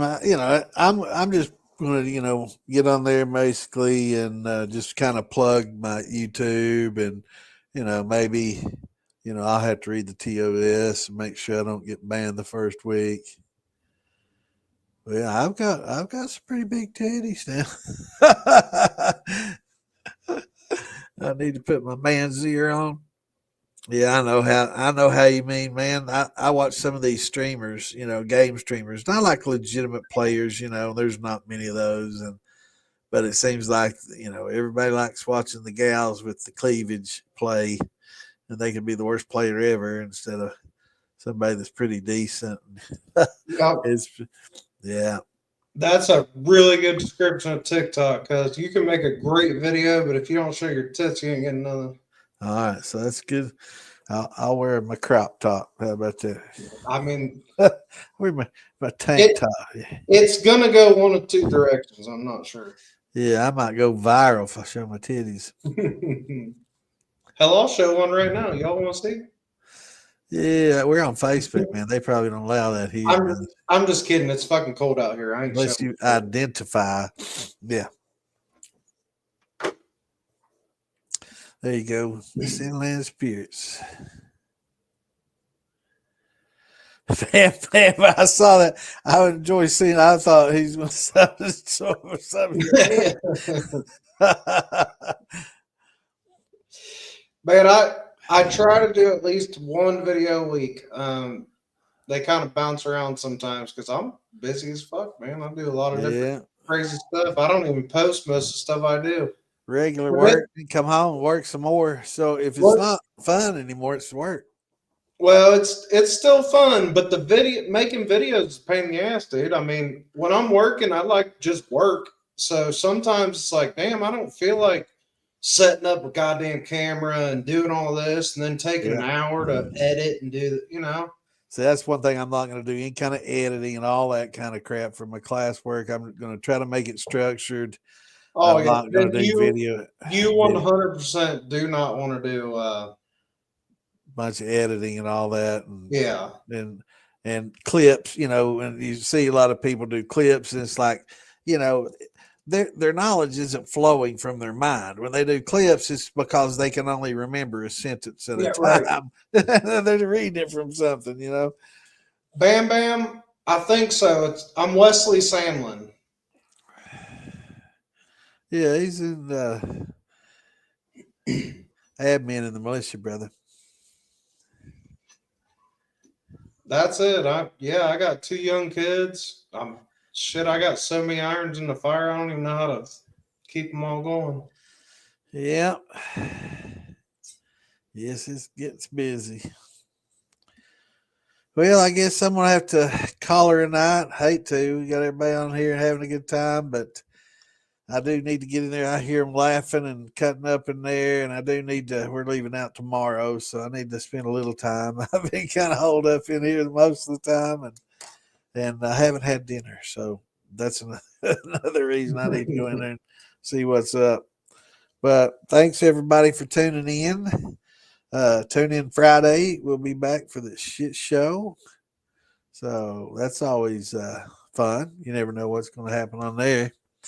And then we'll be back Saturday. Hopefully by then, Dan will know a date for the Farm to Bottle, and we can grab him on here if he's not working. If he is working, we're going to post some information either way. So if he's working, he's going to let me know as soon as he knows, and they're going to update their website, and I'll start sending out information to everybody, and so everybody can be there, because it really is one of the best festivals there is, and I enjoy it a lot. And it's up there in Ohio with a lot of my brothers from my Buckeye brothers. The good ones. Going up there, yeah, it's a great, perfect venue. It's back to where it was. I know Wes is happy. It's not going to be on his daughter's birthday weekend, so he's happy about that. So yeah, it's going to be there the whole time. Yep, be there the whole time. I mean, you don't. I was getting ready to say, wait a minute, man, I won't get to use the camper. That's what I was about to say. You done lost your housing. Oh hell, man, that's all right. Hey, Scott, what the hell? I can't remember his last name. Anyway, Scott, Johnson? Make sure you got me on Facebook. Scott Johnson, Wesley Sandlin on Facebook. Yeah, join the militia if you hadn't already, Scott. Yeah, I mean, hell, if you're that local, dude, hit me up. Add me on Facebook. Yeah, I know he knows Philby. He goes over. He knows Philby well. He knows. He still will probably cross paths there. Yep. I live right around the Dayton Mall, so I'm 15 minutes from Phil. So all right, brother. All right, everybody, take it easy. Good seeing everybody. Thanks for tuning in. Hit that like button and share if you haven't already. Bring friends. Tell your friends about us. We're trying to make this grow the militia and educate more of your friends and in the hobby. So it's good seeing everybody, and we will see y'all Friday night on the shit show. Y'all have a good night. Shine on. See you, Santa. Later, brother.